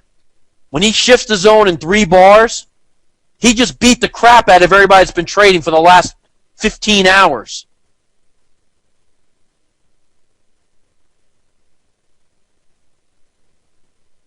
Yes, it's a variation on a triple bottom or triple top. Yes. The center happens to be the head is longer than the two shoulder pins. But yes, that's what it is. Notice in here you got vector to the low, 3, 1, 2, 3. This stuff makes traders go, oh, look at that, it's going down, sell. I had a friend, I think he's in here, from California, Dave. I won't say his last name, I don't want you to bother him. Used to fall for this crap all the time. He was excitable guy, I love him. I can tell you he doesn't fall for it anymore, and he consistently books an exorbitant amount of pips. Almost as much as a Subio. Dave, if you're in here, buddy, I didn't see you. Thought I saw you earlier, yesterday, I don't know. Happy to have you. He used to scream on the spikes and get excited that we're missing Australia and it's going. Hurry up, it's going straight up, we're missing it. That behavior is exactly what they're trying to create in your head by showing you that aggressive move. All right, same thing. Railroad track spike to the outside. Right? They come in 1, 2, 3 to the low. They hit it. They get the hell out of there as quick as they can by one shift away. This structure forms out, right, the W. Don't you see it now? It's okay to take the trade in here. When they come back and fail to take it out, they're trapping. Snatch it away. Sorry about your luck today. Evening star formation. This is one of my favorite candles, and I'll tell you why. They go, oh, it's indecision. Look right here, look. You know what that is? That's an extra 15 minutes to take your money away by the market maker. Sorry, but that's what it is. That's the truth. When he hangs around right near the high, think about the railroad tracks. 15 minutes up, 15 minutes down. Right? That's a 30-minute anomaly. He goes, we're high, let's hang around for a few minutes. So he adds 15 minutes to the structure right here, up and back down. He adds 15 minutes to the structure in the middle, and he induces traders to take the longs. There's no indecision by the market maker. He knows exactly where he's going. They call that indecision, oh, the bulls and the bears are fighting it out. No, they're not. They're losing. The market maker's winning by hanging around for 15 more minutes and taking your money. Same thing for the Morning Star. Same stuff. That's an extra 15 minutes in there of the structure for him to take the money. That's all that is, nothing else. Don't forget it. Railroad tracks. You guys keep asking me, how big do they have to be? Australian, they're going to be 10, 15 pips. GJ, they might be 50 pips apiece. 50 pips straight down to 50 pips back up.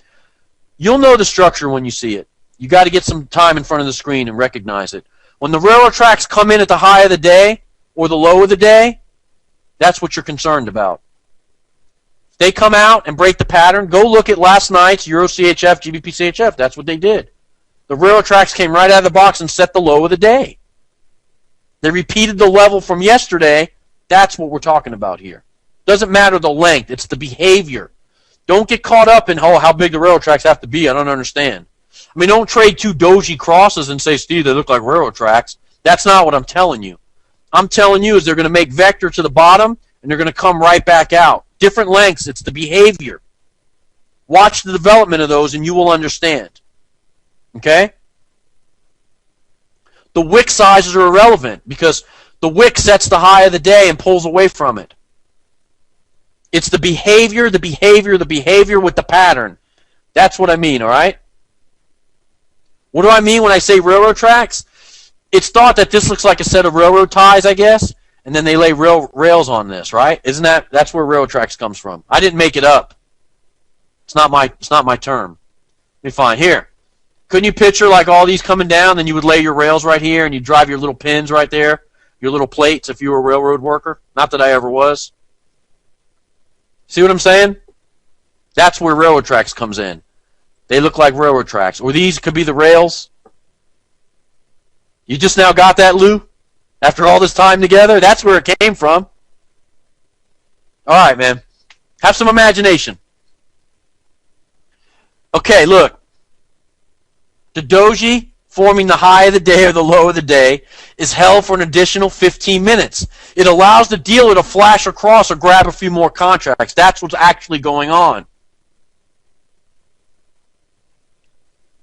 The evening or morning star holds the level and opens the spread, which induces traders to take the continuation.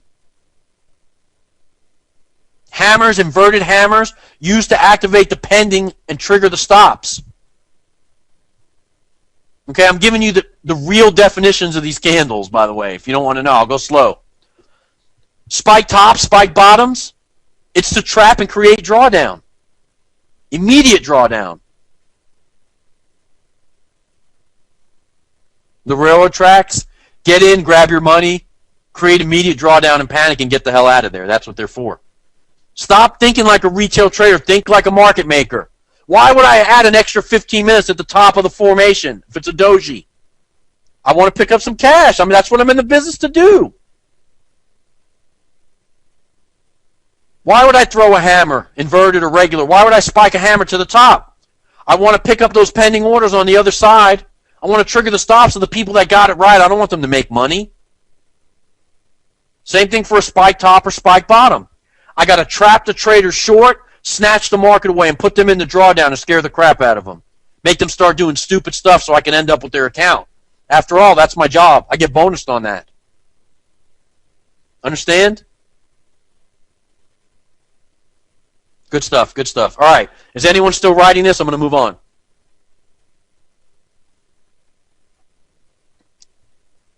Carl, you're up in about 10 minutes if you can hear me, buddy. Maybe a little less. Okay, got it. Thank you, Susan. Somebody got it. Alan, thank you. Sam. What is DD? It's not what you think it is. It means drawdown. Shame on you, John. I read your mind. All right. Market makers induce traders to take the wrong directional move by sharp, aggressive price changes at or near the high and low of the day. I drew it for you, right? The patterns will almost always reveal a reversal unless they time out. If the pattern times out over 2 hours, you scratch. Why would the pattern, that behavior, fail? I don't know. Somebody loves me? Thank you. My wife's not going to be happy. Because the trap volume does not exceed the total value they were seeking. So you can expect an extended stop hunt. Oh, it's Karina. Hey. You can expect an extended stop hunt. How far? 25 to 50 pips to the next level. Okay? Peter, it's an art form. You got to look at it. So if the pattern fails, it times out. 2 hours and it doesn't show a profit. I could tell you that if you were trying to grab the reversal on Monday's tank when it dropped, it stalled at the U.S. session and went to consolidation coming into the session changeover. If you tried to trade that back, which you're not supposed to, by the way, count the bars from where the entry appeared and you should have timed out. Nick, I'm going to give you every single pair and every value. Hang in there. I didn't know it was you, Karina. Thank you, Bruno. I like to think it's good stuff. It's making a lot of people wealthy. When the trap volume is not met, the market maker has 2 moves left. Think about this. You're in the trade. It's not going your way. 2 hours is about to go off on the alarm.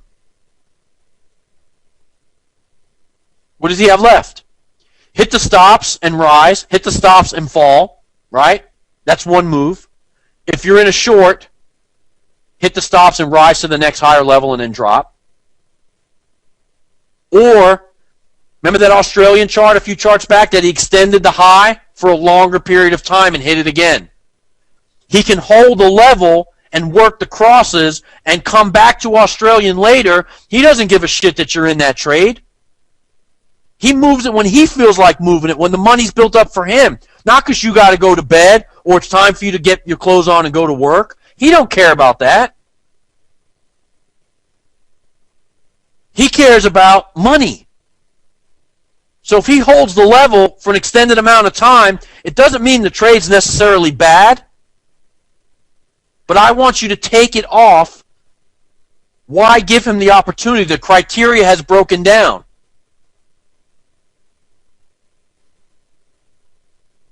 If you get stopped out, you wait 2 hours. 3 candles vector, 45 minutes. First leg pullback, 30 minutes. Second leg comes in, 15 to 30 minutes. 2 hours. Look for the entry. Next level settles in. If you get stopped out, come back and evaluate the chart in about 90 minutes and then look for your entry about 2 hours in. The time element. He's testing your patience with time. Something that no trader has because you got to go to work, your kids are screaming, you're tired, you got to get up early tomorrow, you got to take a nap, whatever. The time element is something that very few people realize and is overlooked all the time. He does it to bust your chops, man. Okay? The moves are carried out over a time interval and induce traders to take positions even when they're not ready because you feel like you've got to get something going.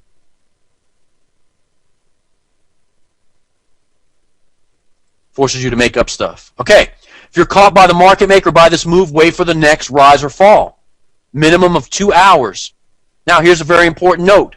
If you took the move in London and he snagged you, and it's coming up on the U.S. session, the red box is starting to show up, wait for the changeover. Okay? If he snagged you and it's the end of the day, get your money back in London. Don't jump on something to try to get back at him. You're not going to win and beat him by trying to get back at him.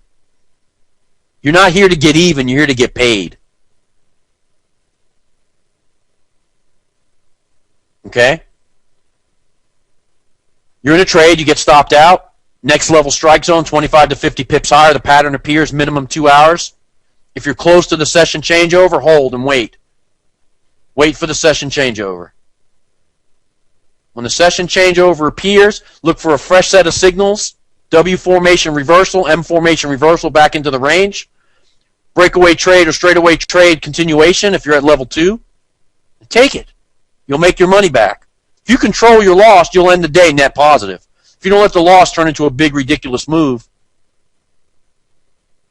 you'll end net positive. Am I talking too fast? Someone says, pop a Diet Coke. I don't know. I'm jacked up, man. Having a good time. Hope you guys are enjoying this. Okay. It's a good point to see a car. Are you on tonight? Are you here? Anybody let that guy in? Do I have to give control over to him? How does that work? His mic is still muted.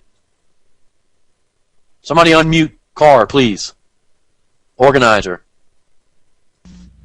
Yeah, I'm here. All right, beautiful. All right, listen. I'm here, Steve. Okay, hang in there a minute. Some of you guys know Carr, some of you don't. He's a fantastic trader. He does the free sessions on Sunday night going through the levels. We call it Counting with Carr. That's as funny as I could get. Counting cars, I don't know. Counting with Carr. All right, what he's going to do now is a lot of guys don't know how to mark up the charts. He's going to spend the next 45 minutes, takes you to about 11 o'clock, of marking up the charts. If you are a veteran and have been here, you can go to bed now. I'm not going to say anything else. You're not going to miss anything else if you've heard Carr and you're part of the sessions. Wayne, how you doing? Okay, listen, I'm going to shut my mouth. He's going to go till about 11. I'll give you the homework when he's done, what I want you to do tonight. Remember one thing.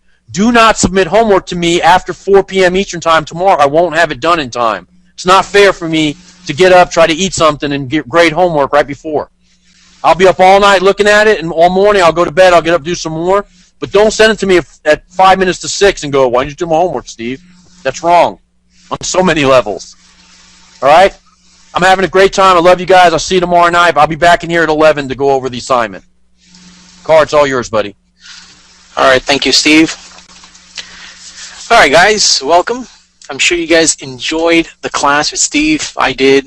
It's always amazing. Every time I attend the class, I learn different things. And I always attend every single class Steve does, because you never know what he comes up with in terms of insightfulness. So I'm sure you guys are seeing my screen right now. All right. So very quickly, what I'm going to do is show you guys how to do the homework. Okay. So normally I start off with the 1 hour chart. Okay. So you know what? Before I do that, for the new people, let me introduce myself very quickly. I met Steve at the old venue. And Steve was actually a teacher, and I personally believe in destiny. So what actually happened was I was supposed to be in Budapest for vacation, and it just so happened that the ticket between the day I bought it to the previous day was significant. So I said, you know what, I'm not going to go. And I called up the company and I said, hey, I need to take a class. I got 3 days, I want to take a class. They're like, all right, cool, you've already paid for the class, you can attend this class. They said, yeah, this guy is teaching, his name is Steve. I'm like, is that guy any good? I've never heard of this guy. I mean, he's not like somebody that I know from CNBC or something. So they're like, nah, he's pretty good. He talks a little too fast, he's jacked up on Diet Coke, but he's pretty good. So I'm thinking, all right, cool, I'm going to go attend this class. So I walk into the class, and there was about 20-odd people, 20-something people there, and I sit. And the guy goes, Steve starts his speech, and he goes, okay, man, do you guys want to make money? Or do you guys want me to teach from the book? And I'm like, come on. Of course he wants you to show us how to make money. I can read the book myself, right? So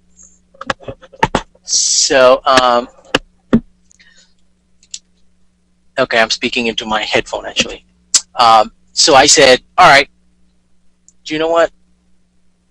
Show us how you make money. So he said, all right, good, I'm going to show you guys how to make money. So he takes the book and he throws it into the garbage. And I'm like, oh, throwing a book into the garbage, man, that's interesting. He said, yep, you don't need this stuff. This is all garbage. I'm going to teach you the real stuff. So we were like, all right, that sounds cool. And then he says, all right, I'm going to give you guys a test. I want to see what you guys know. And I'm sitting there, I'm like, how are you giving us the test? He hasn't even taught us anything. He said, well, I want to see how much you guys know, how much garbage you have in your head, and then I'll help you unravel some of the garbage. So, and sure enough, he did. He showed us some of the stuff, and after the class was over, I just sat there and I was like, oh my God, I'm going to kill it. Because the way he was teaching us was totally different from everything else I've ever learned. And not that I've learned from a lot of teachers, but just, you read a lot of books, you try to get an education through the internet because you don't feel like paying for it, all that stuff. So anyway, to make a long story short, the lesson learned were tremendous. And as Steve went out on his own and he started teaching us, he started improving in terms of delivery and in terms of material and in terms of clarity. And every time he does a session like this and people ask questions, he updates his chart and he updates his PowerPoint to make things a lot easier for us to understand it. So anyway, after I finished the class, I was like, yeah, I got this stuff. So I started trading. And obviously I haven't done the homework by that time, so I was like, I got this stuff down. I didn't do the homework for about a good several months. And then when Steve came back to teach the class, he's like, did you do the homework? I'm like, no. So anyway, to make a long story short, after he called me out on it, I spent a couple of months doing homework. A month or so, just sat down and I be like a madman. I went back on all the majors. I went back a year or so, and then I just did all the homework. And in Orlando, when I went down to Orlando, I handed him a flash drive with a bunch of other people's homework, and we just handed it to Steve and we're like, here's the homework. And he was, he said, all right, cool, at least now you got it. And since doing the homework, I actually understand the oscillation of the market. That's the word that Ray Jarvis uses, oscillation of the market, okay? So let me show you very quickly on how to understand the oscillation of the market as it moves, Okay, so on the 1 hour chart, all I do is mark my levels, so I know exactly what I'm looking for, where I'm going with it. So for example, in euro dollar, I'll say, okay, this is peak formation high, right? I know why, because if you look to the left, you see 3 levels going up, right? So I don't want to keep going back, otherwise you'll keep going back. So let's start from here. It starts oscillating up here. Notice how it oscillates right up to the high. Every time it hits the high, it hits the stop, it comes back down, it comes back up, induce, and then it comes back and hits the stop, it comes back down. Okay, so I'm watching this and I realized I'm in level 3 because there were 2 other levels from below, from before. Then you see a sharp drop, then you see a consolidation. So what I do is I draw boxes around my consolidation because I can see consolidation easier. Because if I don't mark the consolidation, if I start seeing the drop, then I'm like, oh, that's the drop. But you know, I'm just drawing my box from the low to the high, and I'm just trying to see how it's oscillating within the box. So once it takes out, breaks below my box, then I know I'm in a different level. That's how I look at it. How do you draw the box? Okay, so I know I showed this during the when we were downloading indicators and stuff, so I'm just going to go through this like in 10 seconds, okay? Anywhere in here, you right-click and you click Customize, and on the left-hand side, you will find triangle and ellipse and all this other stuff. You'll also find the box. You select it and you click Insert, and it'll pop up over here, and you just close it, okay? There is 2 texts. One is A and one is called text label T. Always use the one that says A. The reason for that is because as you scroll the screen, the verbiage is going to go with the screen, not get stuck over here. And then as you scroll the screen, the thing is still over there. Then you're like, what the heck am I looking at? Okay, so that's the purpose of using the A instead of the T. Okay, so you draw these boxes, and what I'm going to do is I'm going to draw these boxes with you so you guys see how to do it. Okay, you can change the color of the box. So for example, if I'm drawing a box right here, originally it's going to look like this, like that. Okay, you double click on it, it'll just drop. You double click on it, you have these little dots on the side, and you right click, click rectangle properties, and you can change the width of the box, how wide, how thick you want the box. And then when I uncheck this, now it's clear in the inside. Okay, it's clear on the inside. And then when I double click it, I can move the box anywhere I want. And once I double click it again, once those little dots disappear, I can't move it. I can only move my whole screen.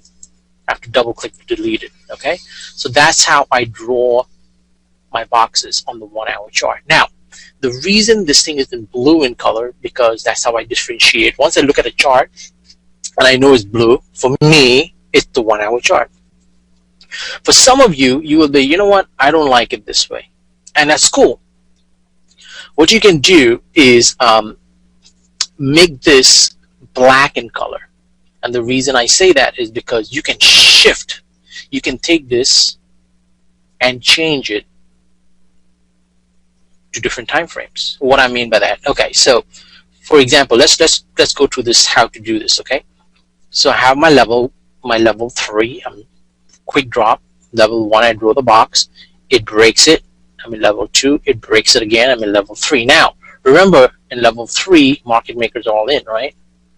And then you see a pattern, and now you're looking at it and like, all right, what is actually happening? Am I going to rise? Am I going to drop? That's the decision you got to make after you view your chart, and you're going to look at it like, all right, man, it's coming up to the high. It looks like it's forming an M pattern at London, right? Railroad track, second leg, boom, you know that's the short, okay? That's the short. Yes, there's a little head and shoulder pattern. And all you're doing in the 1 hour, just marking off levels. On the 15 minutes, oops, hold on 1 second. Let me just bring my 15-minute chart over. On the 15 minutes, you're actually looking at your entries.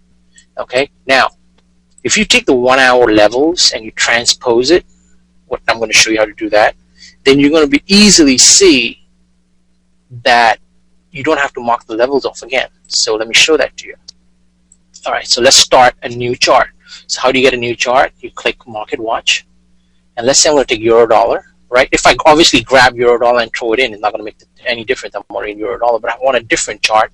So you have to hold down the Control key and take Euro Dollar and drop it in. The minute I do that, it's going to drop in this is how I set my default. So it's automatically going to drop in my black screen, my black chart.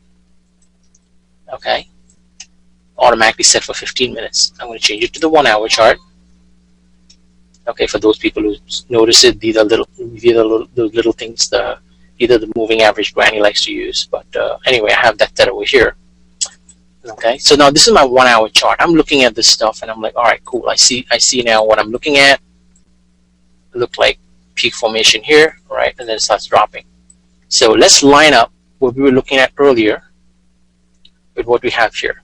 Okay, so this was April 28th, and this I gotta move to April 28th just to be on the same page. Excuse me while I move the screen. Okay, so April 28th is right over here. Okay, let me shrink it. Okay, so same thing. So what I do is I grab my little thing and I mark it off. And notice what I normally do. I'm going to move this closer so I don't have to keep flipping back and forth here. Okay. See how I grabbed it from here and I pushed it over here? See how I have level 3 written? I can always go in here and I can click A, and I go type in level right up here, and I go in and I type in level 3. Now if I want to make a duplicate and I don't want to keep, and I don't see how I moved it, I can move it. Once I double click on it, the little thing shows up, the little white dot. And if I click the control button also, I can make a duplicate copy of it, so I don't have to keep retyping this stuff. You see how easy it makes it, right? Double click, click control, and grab it. Makes a duplicate copy. Okay, so I got my level 3, and then now I start doing my level 1. Remember Steve says, hit the stop, drop. I'm expecting hit the stop, drop, and that's what I'm looking for. Okay, I'm in level 1, I'm expecting a straightaway, stop and high drop. Then I'm in level 2, same deal, I'm looking for hit the stop, high drop. I get it right here, beginning of London. I get it again here, beginning of London. Here's something different. Either I could take it or I pass. It's a railroad track. Okay, either I take it long or I pass on it because I'm looking for stop and high drop. So that's how you would look when you're doing your homework. That's what you're looking for. And now once I narrow it down to the 15 minutes, then you're going to see what I'm talking about, right? And then here's my level 3 begins, right? All of this stuff. So anyway, and then there is a reset up here and all that good stuff. So anyway, so what I can also do is I can double click on it. I'm going to bring it down. Now instead of me typing again, I double click, I right click, I go to text properties, and I can change that to 1. You see how I did that?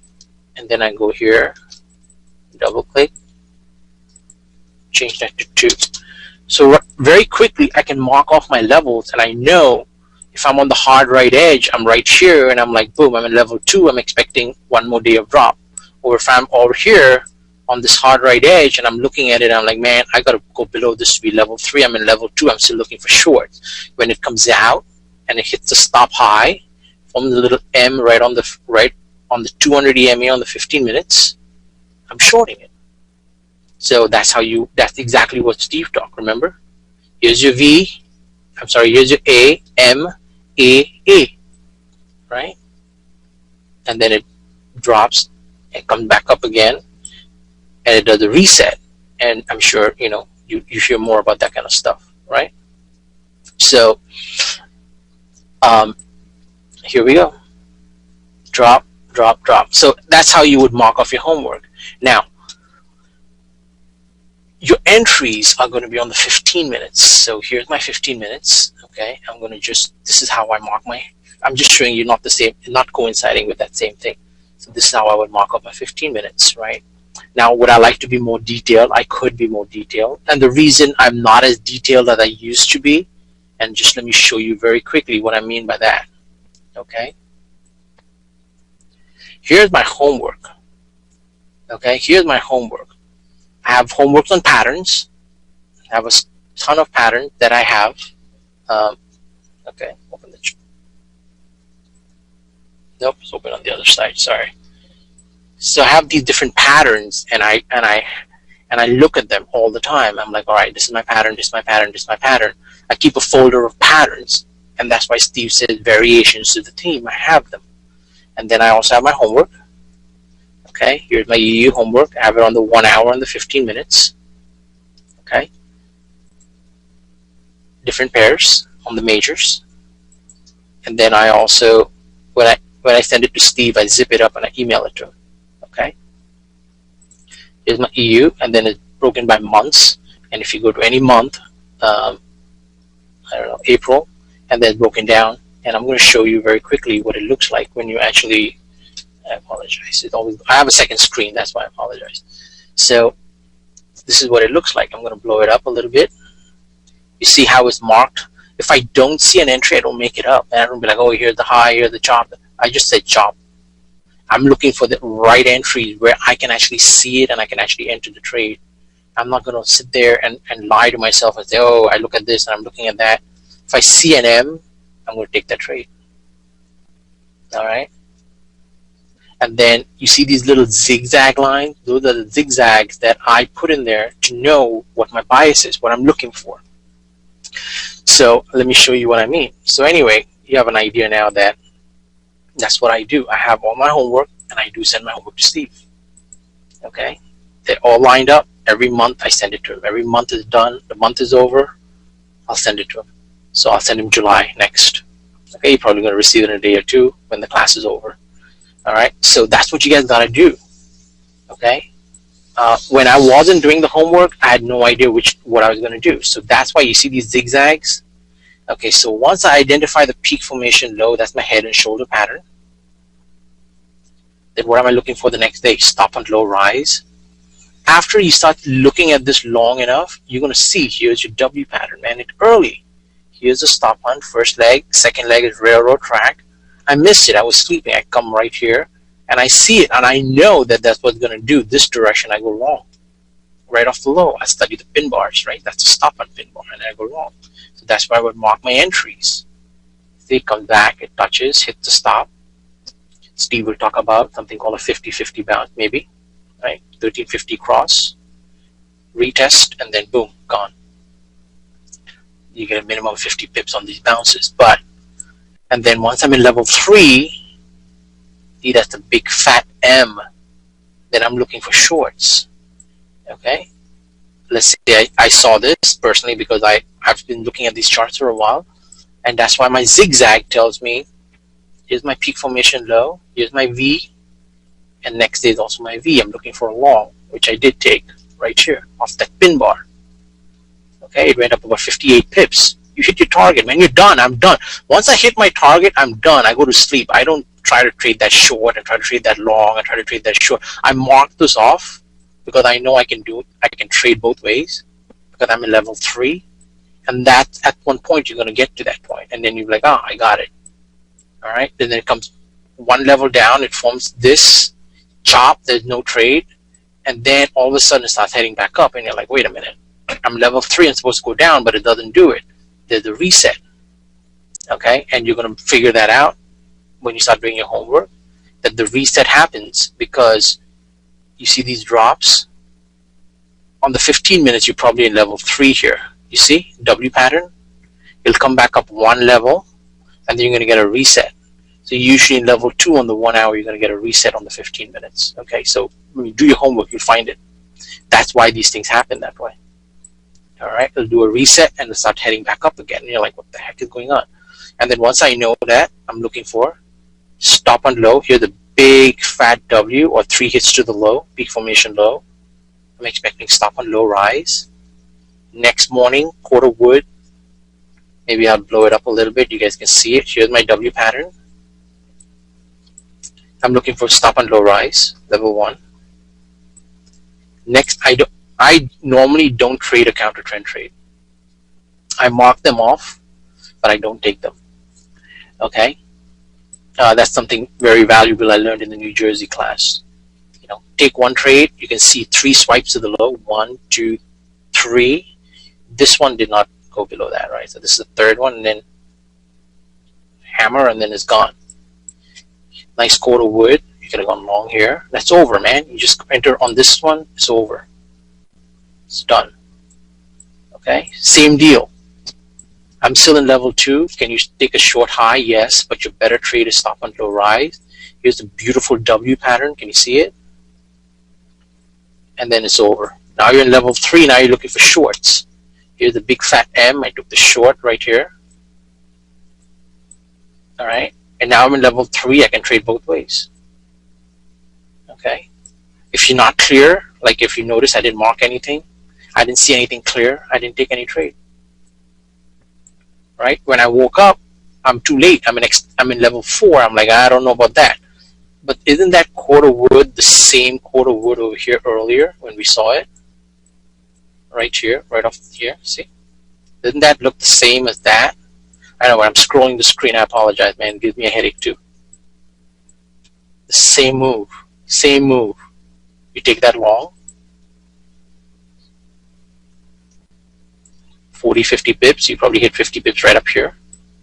And then notice, it did a head and shoulders pattern. When you wake up, you know you're an extended stop and you're in level 4, which normally doesn't happen. You see a head and shoulders pattern. You see pins to the high. You see little railroad tracks and pins to the high, pin to the high. You know this is going to drop. Okay, at some point, you're going to be able to trade intraday levels. 1, 2, 3. It's the same thing. Variations to the thing. I know this thing is going crazy. Sorry. Let me just look at some of this. Do you draw the short lines? How do you draw the short lines on my MT4? I only can draw a long trend line. What do you mean short trend line, man? You just take the trend line and draw it this way. You just draw it downwards. Right? So like this, I'm expecting stop on like that. Right? So that's what I would mark off. Hit the stop high drop. Boom. Hit the stop high. Drop. Alright. And then I'm in only level 2, now I'm in level 3, and I'm expecting it to do something else. And then, okay, so I woke up, I'm right here, I'm like, dang, I'm in level 3. Okay, I missed the short, I missed the stop one, I could have taken this right here, or I pass and I wait and I see what happened. Alright, how did you get the painted blue box? Painted blue box? The blue box comes with the indicators, man. It's called the work time. You see indicator list, and in the indicator list you see all I have is my moving average, ADR, daily high low, work time, and the moving averages, and then I just kind of have my TDI sitting at the bottom over there. I don't really use it. I just have it for show and tell, just in case I have to explain something to somebody that really needs the indicator. Then that's when I actually do it. All right.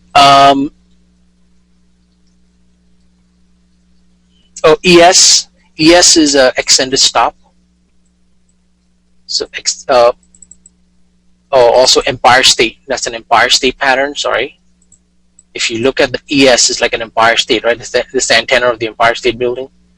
My entry is right. Usually I would take it right off that pin, but sometimes I'll take it right off that. You see how it does it? It does it again right here. That pattern and that pattern, you can grab it right off here. But normally I'll grab it off that pin bar, and then that'll be 50 pips, and then I'll grab it again. This one coming back inside, and I'll grab that move both ways. All right. Yes, I will uncheck the ray box so that you see when you have like when I'm drawing the trend line, for example, right? Normally your trend line has this thing called ray. When this ray is checked off, this thing goes to kingdom come. So in order for you to do it, you double click on this line, right click, trend properties, go to parameters, and uncheck this. So it's only as long as you make it.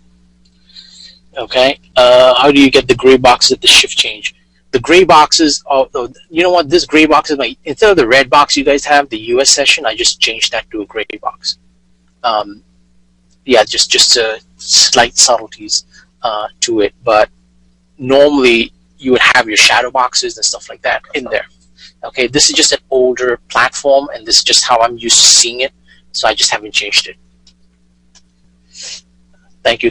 Yes, I'll be happy to go over simple stuff, because believe me, what you guys are going to go through as newbies, I've gone through. and I understand where you guys stand, and I came from where you guys came from. So that's why I'm always willing to help. All right, and study. See, when you're looking at this pattern, I'm at level 2. Mark it off 1, 2, 3 swipes to the high. If I showed you my homework, I would have this. Now I don't, but before I would have this marked off as 1, and I would just mark it as 1 right there, like that, at the candle, next to the candle.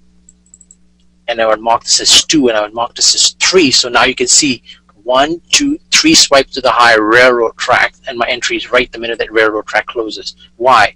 I'm expecting, based on my little dashes, I would draw these before the session start, and I'd be like right above the Asian high, like Steve says, right? It's about 20 pips above the Asian high, maybe a little bit more, all right? Sorry, about 20, almost 25 pips above the Asian high, all right? Right to the pin is right up here. That's what you're looking for. Railroad tracks, hit the stop, induce long, trap, and then you're ready to go. And it's over, man. Once you take that trade and this thing shifts, it's over. You're already up like 38, 40 pips, and the next candle comes, it's done. All right. How long did it take? It took me about almost, let's see, I started doing a lot of levels around September, after the May class, so it's about three odd months. Took me about 3 odd months to look at the levels. And the way I look at levels is just not like, oh, just a drop here, because sometimes you see, oh, that's my lower drop, then you think, oh, that's the next level. No, that's not it. Like Steve says, right? If for example, one day I'm looking from here to here, and I say, okay, that's 194 pips, I'm looking at my ADR value. Remember, Steve says you break it up approximately, not a science, right? Approximately, you take the ADR and you divide it by 3. So it'll be roughly about 50 pips each move, each push, right? About 61 pips. And then the next level starts, and then it's about, this is a little bit smaller from the bottom here, and then this is a little bit bigger. Okay, it's 100 pips. So again, level, usually the second push is smaller. Why? Remember, Steve says, absent of market makers, they just want to see how low you push it, and then they say, all right, enough, man, let me just pull it back, hit the stops of those guys who did take the trade. You know, there's some stop put over here, because why? You see this push and it pull back? You see this pull back here? People will jump their stops over here. You think, I don't want to lose too much, so you just move it from here to here to grab 10 pips. They move the stop right above here. They come in, absorb them, hit the stops, and then they continue the merry way. They always hit the stop one more time before they move. So, you know, if you identify where the stop hunts are and line it in the direction of the market maker trend, and then you draw these little zigzags, you're saying, man, I know where I'm going to go next day. I'm going to hit the stop high drop. Now I'm in level 3. I'm waiting for the stop hunt low rise. Okay, if you start looking like this, like all garbage, then you think, you know what, I'm going to pass on this. Then you see these railroad tracks, and you're like, man, I know what these guys are going to do. They induce short below previous day's low, trap them with a nice hammer, comes right back in. I'm in here, my stop goes right below the low. Now, again, whatever you're comfortable with. Some people don't like such big stops. Okay, like me, I don't like very big stops, so I may pass on this trade. All right, and then I know news is coming out, so I may pass on this trade altogether. I'm like, you know what? I'm going to pass on this trade, man. It doesn't look like it's there's news coming out. They may hit the stop one more time and all that kind of stuff, and I have a 30 pip stop. I don't like it. Okay, and that's your prerogative. But knowing which direction you're going to go is tremendous. Like if I say, okay, this time big fat W. Next morning, I'm looking for stop and low rise. Boom, take the 2 pins, and I go long right off here. There's 60 pips. All right, 2 pins. Steve will talk about that. 2 pins to the water, 2 pins to the mail. Okay, all that good stuff, man. Here's actually a W pattern right here. You can trade any session as long as you do your homework on the session. Okay, so to be clear, if you are trading London, your homework should be focused on the London session. If you're doing New York, you should be focused on the New York session. I'm not saying don't mark off the levels on London. I'm saying your focus. I'm focused. My focus is in London session. I don't trade New York too often, so therefore I don't take these reversal trades. I mark them, but I don't take them because I'm not usually trading at that time. I'm sleeping. So whatever session you're going to mark, make sure that's the session you're going to trade. So for example, I see this big M pattern, I will go short right here. And then once I identify 2 pins, I'll get out of my short position and go long. Why? Because that's how Steve taught me. Trade both ways. Market makers trade both ways. You're trading the pattern and you're understanding the harmonics, the oscillation of the move. And that'll come with time. I know this thing is flying right through, man. Pushes and levels are the same. Yes, I call them pushes. Intraday, when it's happening within the day, I call them pushes. And when it's happening in multiple days on the 1 hour chart, I call them levels. So that way I just distinguish between levels and pushes, because intraday you have 3 pushes, right? So for example, the 33 trade on the last day, in level, moving towards level 3, you see 3 pushes, and then it'll go to the peak formation high. Okay. Okay, when Steve is going to take care of that. Okay. Okay, what else? Oh, how do you? So let's say, for example, we did this already, right? This is my 15-minute chart. Nope, that's euro pound. Sorry. Here we go. So now, once I mark this levels off, right? If I want to change to the 15-minute, or I'm going to save this. I'm going to go to my profile. Now I have my levels on the 1 hour. I'll go to profiles. I'll go save as, and then I'm going to select a profile, whatever it is. Euro, dollar, whatever. You just call it euro, dollar, 1 hour, right? I save it. Now I have my 1 hour profile on the levels. Then all I need to do is click 15 minutes. All right. And as you can see, everything is already marked, man. I don't have to go mark them off again. You see, everything is there. All my levels are marked off. I don't have to go and, oh, what level am I in on the 1 hour? Nothing. I already know exactly what level I'm in. Okay, so maybe this will help instead of you marking the levels off twice. And how do you change it from one platform to another? So let's say I marked it off in Alpari and I want to shift it to MIG, right? It's an interesting process. What you do is, let's see. Okay, they're actually right over here. I'm going to move it right here, and I'm going to move it right here. All you need to do is you right-click, Properties. Okay, under Shortcut, you go Open File Location, right? And you do the same thing for Alpari. Right-click, Properties, under Shortcut, Open File Location. The reason I'm going a little fast is because this thing is recorded, so you guys can go back and look at this stuff. And this way it'll also save you a lot of time, all the profiles and stuff. You don't have to do it for every single platform, because the reason I have multiple platforms is because I have multiple screens. I want them to all be opened at the same time. So I'm looking at different things at the same time, right? So if I'm doing my homework in one and I'm trading in the other, I want to be able to see them. All right, so I don't have to keep marking the same thing 20 times. And then all I need to do is I'm like, all right, you know what? I save my thing in profile. I go to profiles. And I'm like, I found it right here. It's euro dollar, right? So I just grab this and I just throw it in. Same thing over here. I go to the profiles. My euro dollar is right there. Boom, I grab it here and I just chuck it in here and boom, it's done. So that way you can transfer to multiple platforms. You don't have to keep doing it over and over and over again. Okay, so these zigzags are amazing. Okay, what they do is they kind of keep you in line. So if you know here's your M and you're looking for V then you just kind of draw these things and you just say, you know what, I'm looking for this, I'm looking for this. I'm only trading in line with the peak formation. If you do that and don't take counter trend trades, you're probably going to be right off the bat 80% accuracy. If you start trading counter trend trades, because why? Because when you're trading counter trend, you see you took this counter trend, you kind of went sideways for a while, your 2 hours will pass and you're like, dang, I didn't make any money, man. But if you're trading in line with the peak formation, boom, it's over. It's the 100 pips. From here to here, the 100 pips is over. You go to sleep. Don't try to trade it back into the range. You could.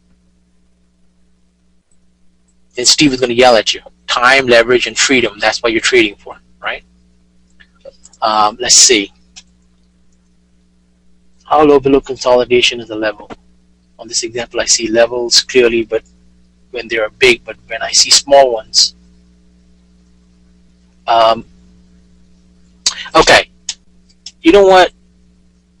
Let's look at this, man. This is how many pips is this? 118 pips, okay? This is about average euro dollars, what, 150 pips? Notice the ADR. Roughly, rough. It's not like 100%. I mean, I even took it, if you actually take it, if you really want to be anal and be like really accurate, just move it all the way to the bottom. And now you go from the top to the bottom of the range, it's about 130 pips.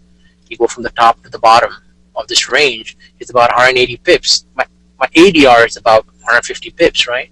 So that's how you do it. You just measure from the high to the low, 175 pips. So now I know this oscillation is just an oscillation, but it's not a new level. I'm just going from the high to the low, and I say, man, I'm 180 pips. I'm right around my ADR value. Maybe that helps. Hopefully it helps. Can you explain how you determine how to draw the zigzags? Good question. How do I draw my zigzags? Well, once I identify my peak formation high or low, for example, here's my peak formation high, right? Here was an M, and then they did an extended stop hunt, right? Again, if you can see it on the 15 minutes, okay, I'm going to go here, and I'm going to show you something cool. Like Steve said, you can go to the half hour. Then you can start seeing stuff that you've never seen before. You're like, oh my God, look at that. Beautiful Empire State pattern. Actually, evening star pattern, right? You know that thing's going to drop. 2 pins to the water, that thing's going to drop. Things like that, you're going to start seeing it. Obviously, the more time frame you look at, sometimes you get more confused, but sometimes it helps. Right here, the big fat M, second leg of the railroad track with a high test candle. Things like that, you're going to start noticing. Now, how do I draw my zigzag? Well, once I identify my peak formation, I say, okay, here's my peak. What am I expecting next day? Hit the stop high drop. Okay, cool. So I mark it, hit the stop high drop.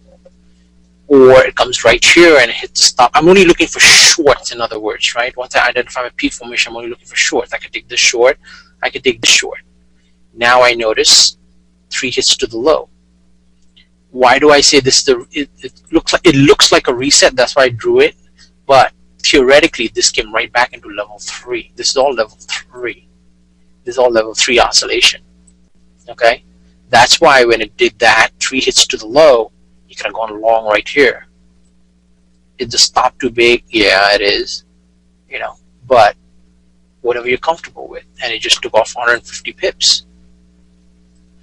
Okay, so that's how you would draw your zigzags. Once you identify the peak formation, you know MVV, or I'm sorry, MAA, and that's why you draw these zigzags like that. And if you see a W, and then you're going to go WVV, right? Here's my W pattern, here's my V, here's my V. Right? This is an extra day. Why do I know this is an extra day? Because I'm in this level 2 oscillation. I'm expecting it to go to level 3. So I can take this long, I can take this short, but the better traders do the long side, because I need to clear this level in order to go to level 3.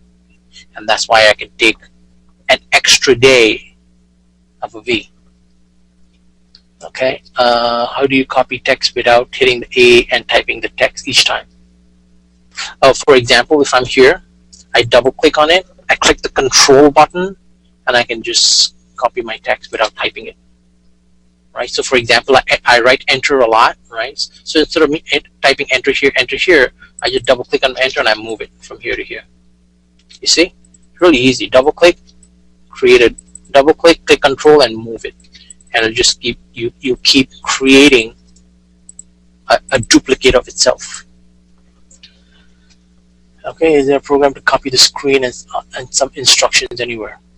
I don't know what that means. What are the red dots? The red dots are something that Steve used to teach us from before. They're called scale-ins. He doesn't use that now. I personally use it because I did my homework on it, and I use that as momentum shifts. That's all I use it for. I don't trade off of it. So these little dots are all over the place, but I know when the dot is valid and when the dot is not valid. Okay, it confirms my pattern, and I trade that kind of stuff. So when I see it confirming my railroad track, then I know I'm going to go that way. What else?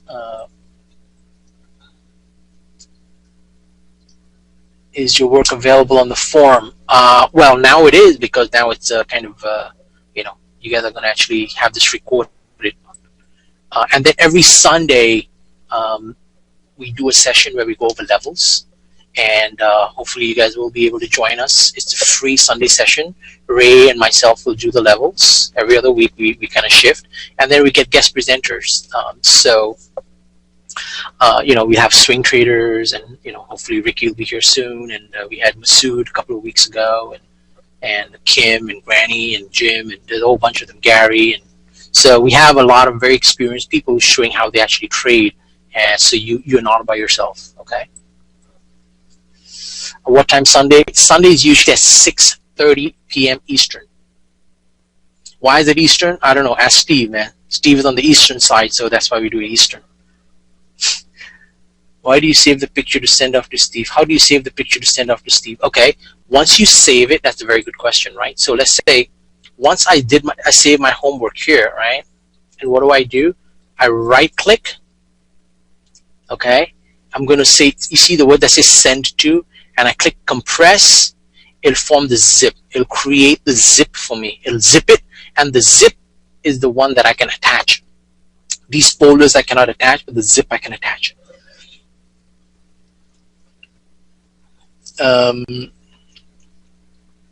Who's the presenter this Sunday? This Sunday we do not have a session. This Sunday we do not have a session. Last Sunday I mentioned that, and I'm going to put it in the forum also. Next Sunday we will have a session. Okay.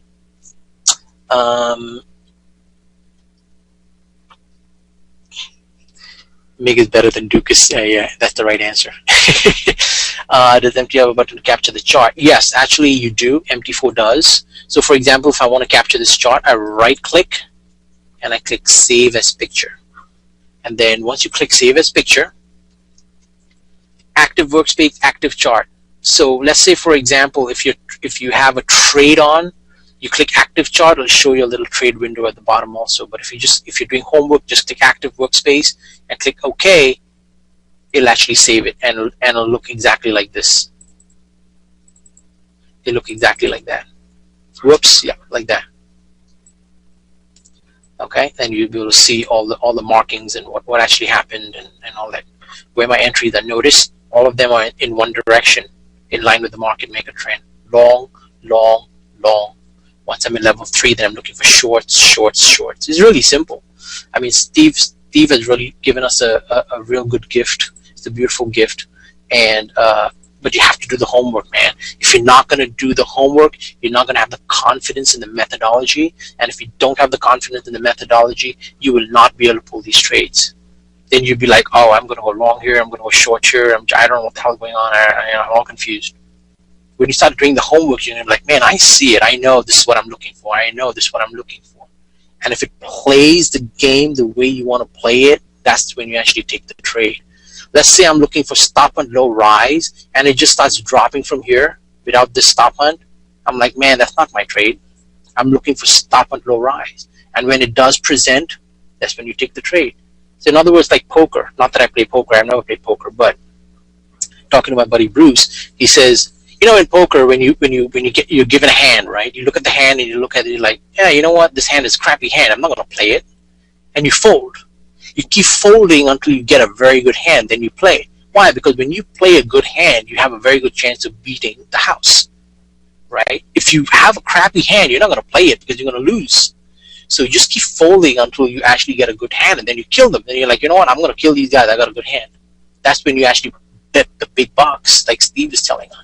Notice I had 3 swipes, right? 1, 2, 3, and then there's your W pattern.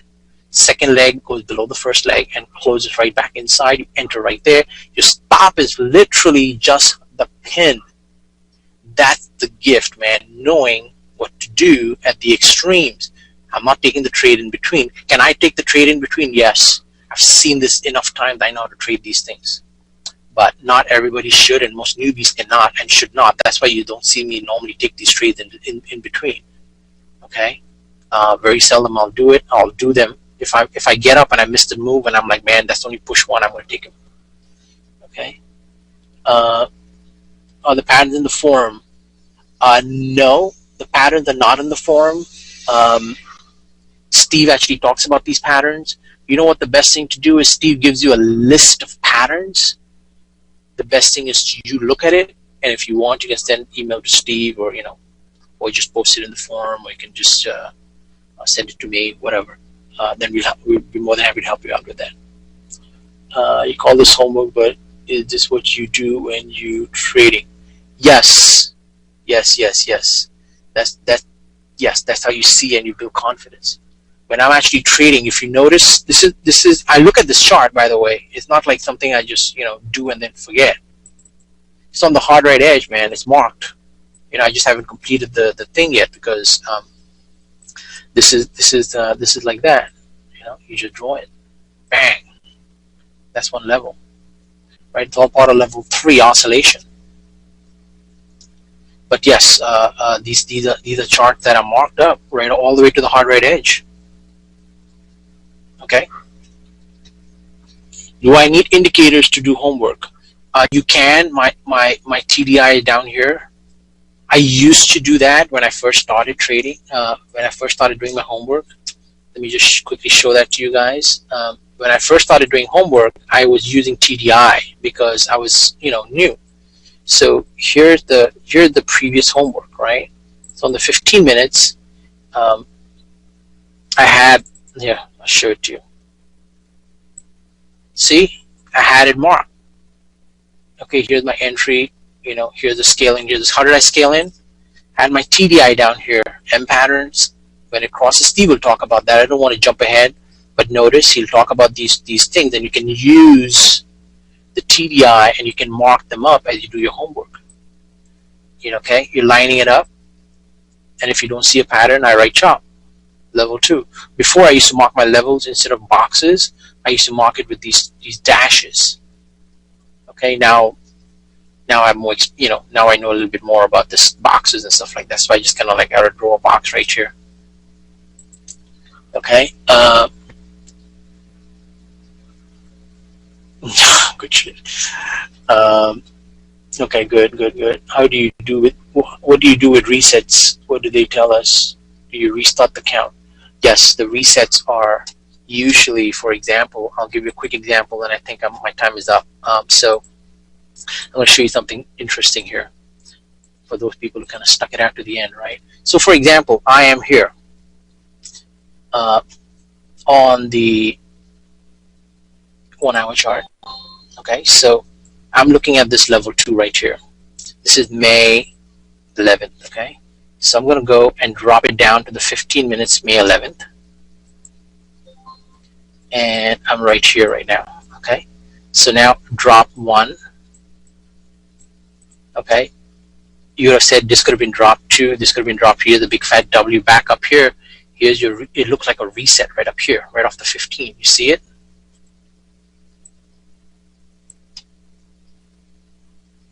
Right? And then you see the move, the shift, and then it drops from there. Right? You can go drop, consolidate, hit the stop again, drop. One more, and then you can start seeing sort of like a head and shoulder pattern. Shoulder, head. It's ugly. It's not clean, right? And that's how you're going to see it on a shorter time frame, on a smaller time frame. So usually on level 2 is where you're going to get your reset. Right? It continues coming down, and then that's how you're going to. But if you draw it also, the 1 hour superimposed on the 15 minutes, you can actually see them better. All right, but it's actually 1, 2, 3 with a second leg over here. See that? That's the big W pattern with a hammer right to the low. It'll come up 1 level, it'll reset, and it'll start dropping from here again. Okay, so that's what I'm talking about. So you'll be able to see these things. Usually in level 2, you find your reset. But in other words, like Steve was saying, momentum is to the downside. It costs money for them, and they don't want it. With the sentiment already created, they don't want to cost them any money. So they're like, oh, you know what? You give your bias to the short side. I'll make my money, come back, make my money, and then let it drop again in the direction of the sentiment. It costs them no money. They'll sell. At some point, they'll pull it back and book profits. That's all it is. Oh, we are brain. Okay.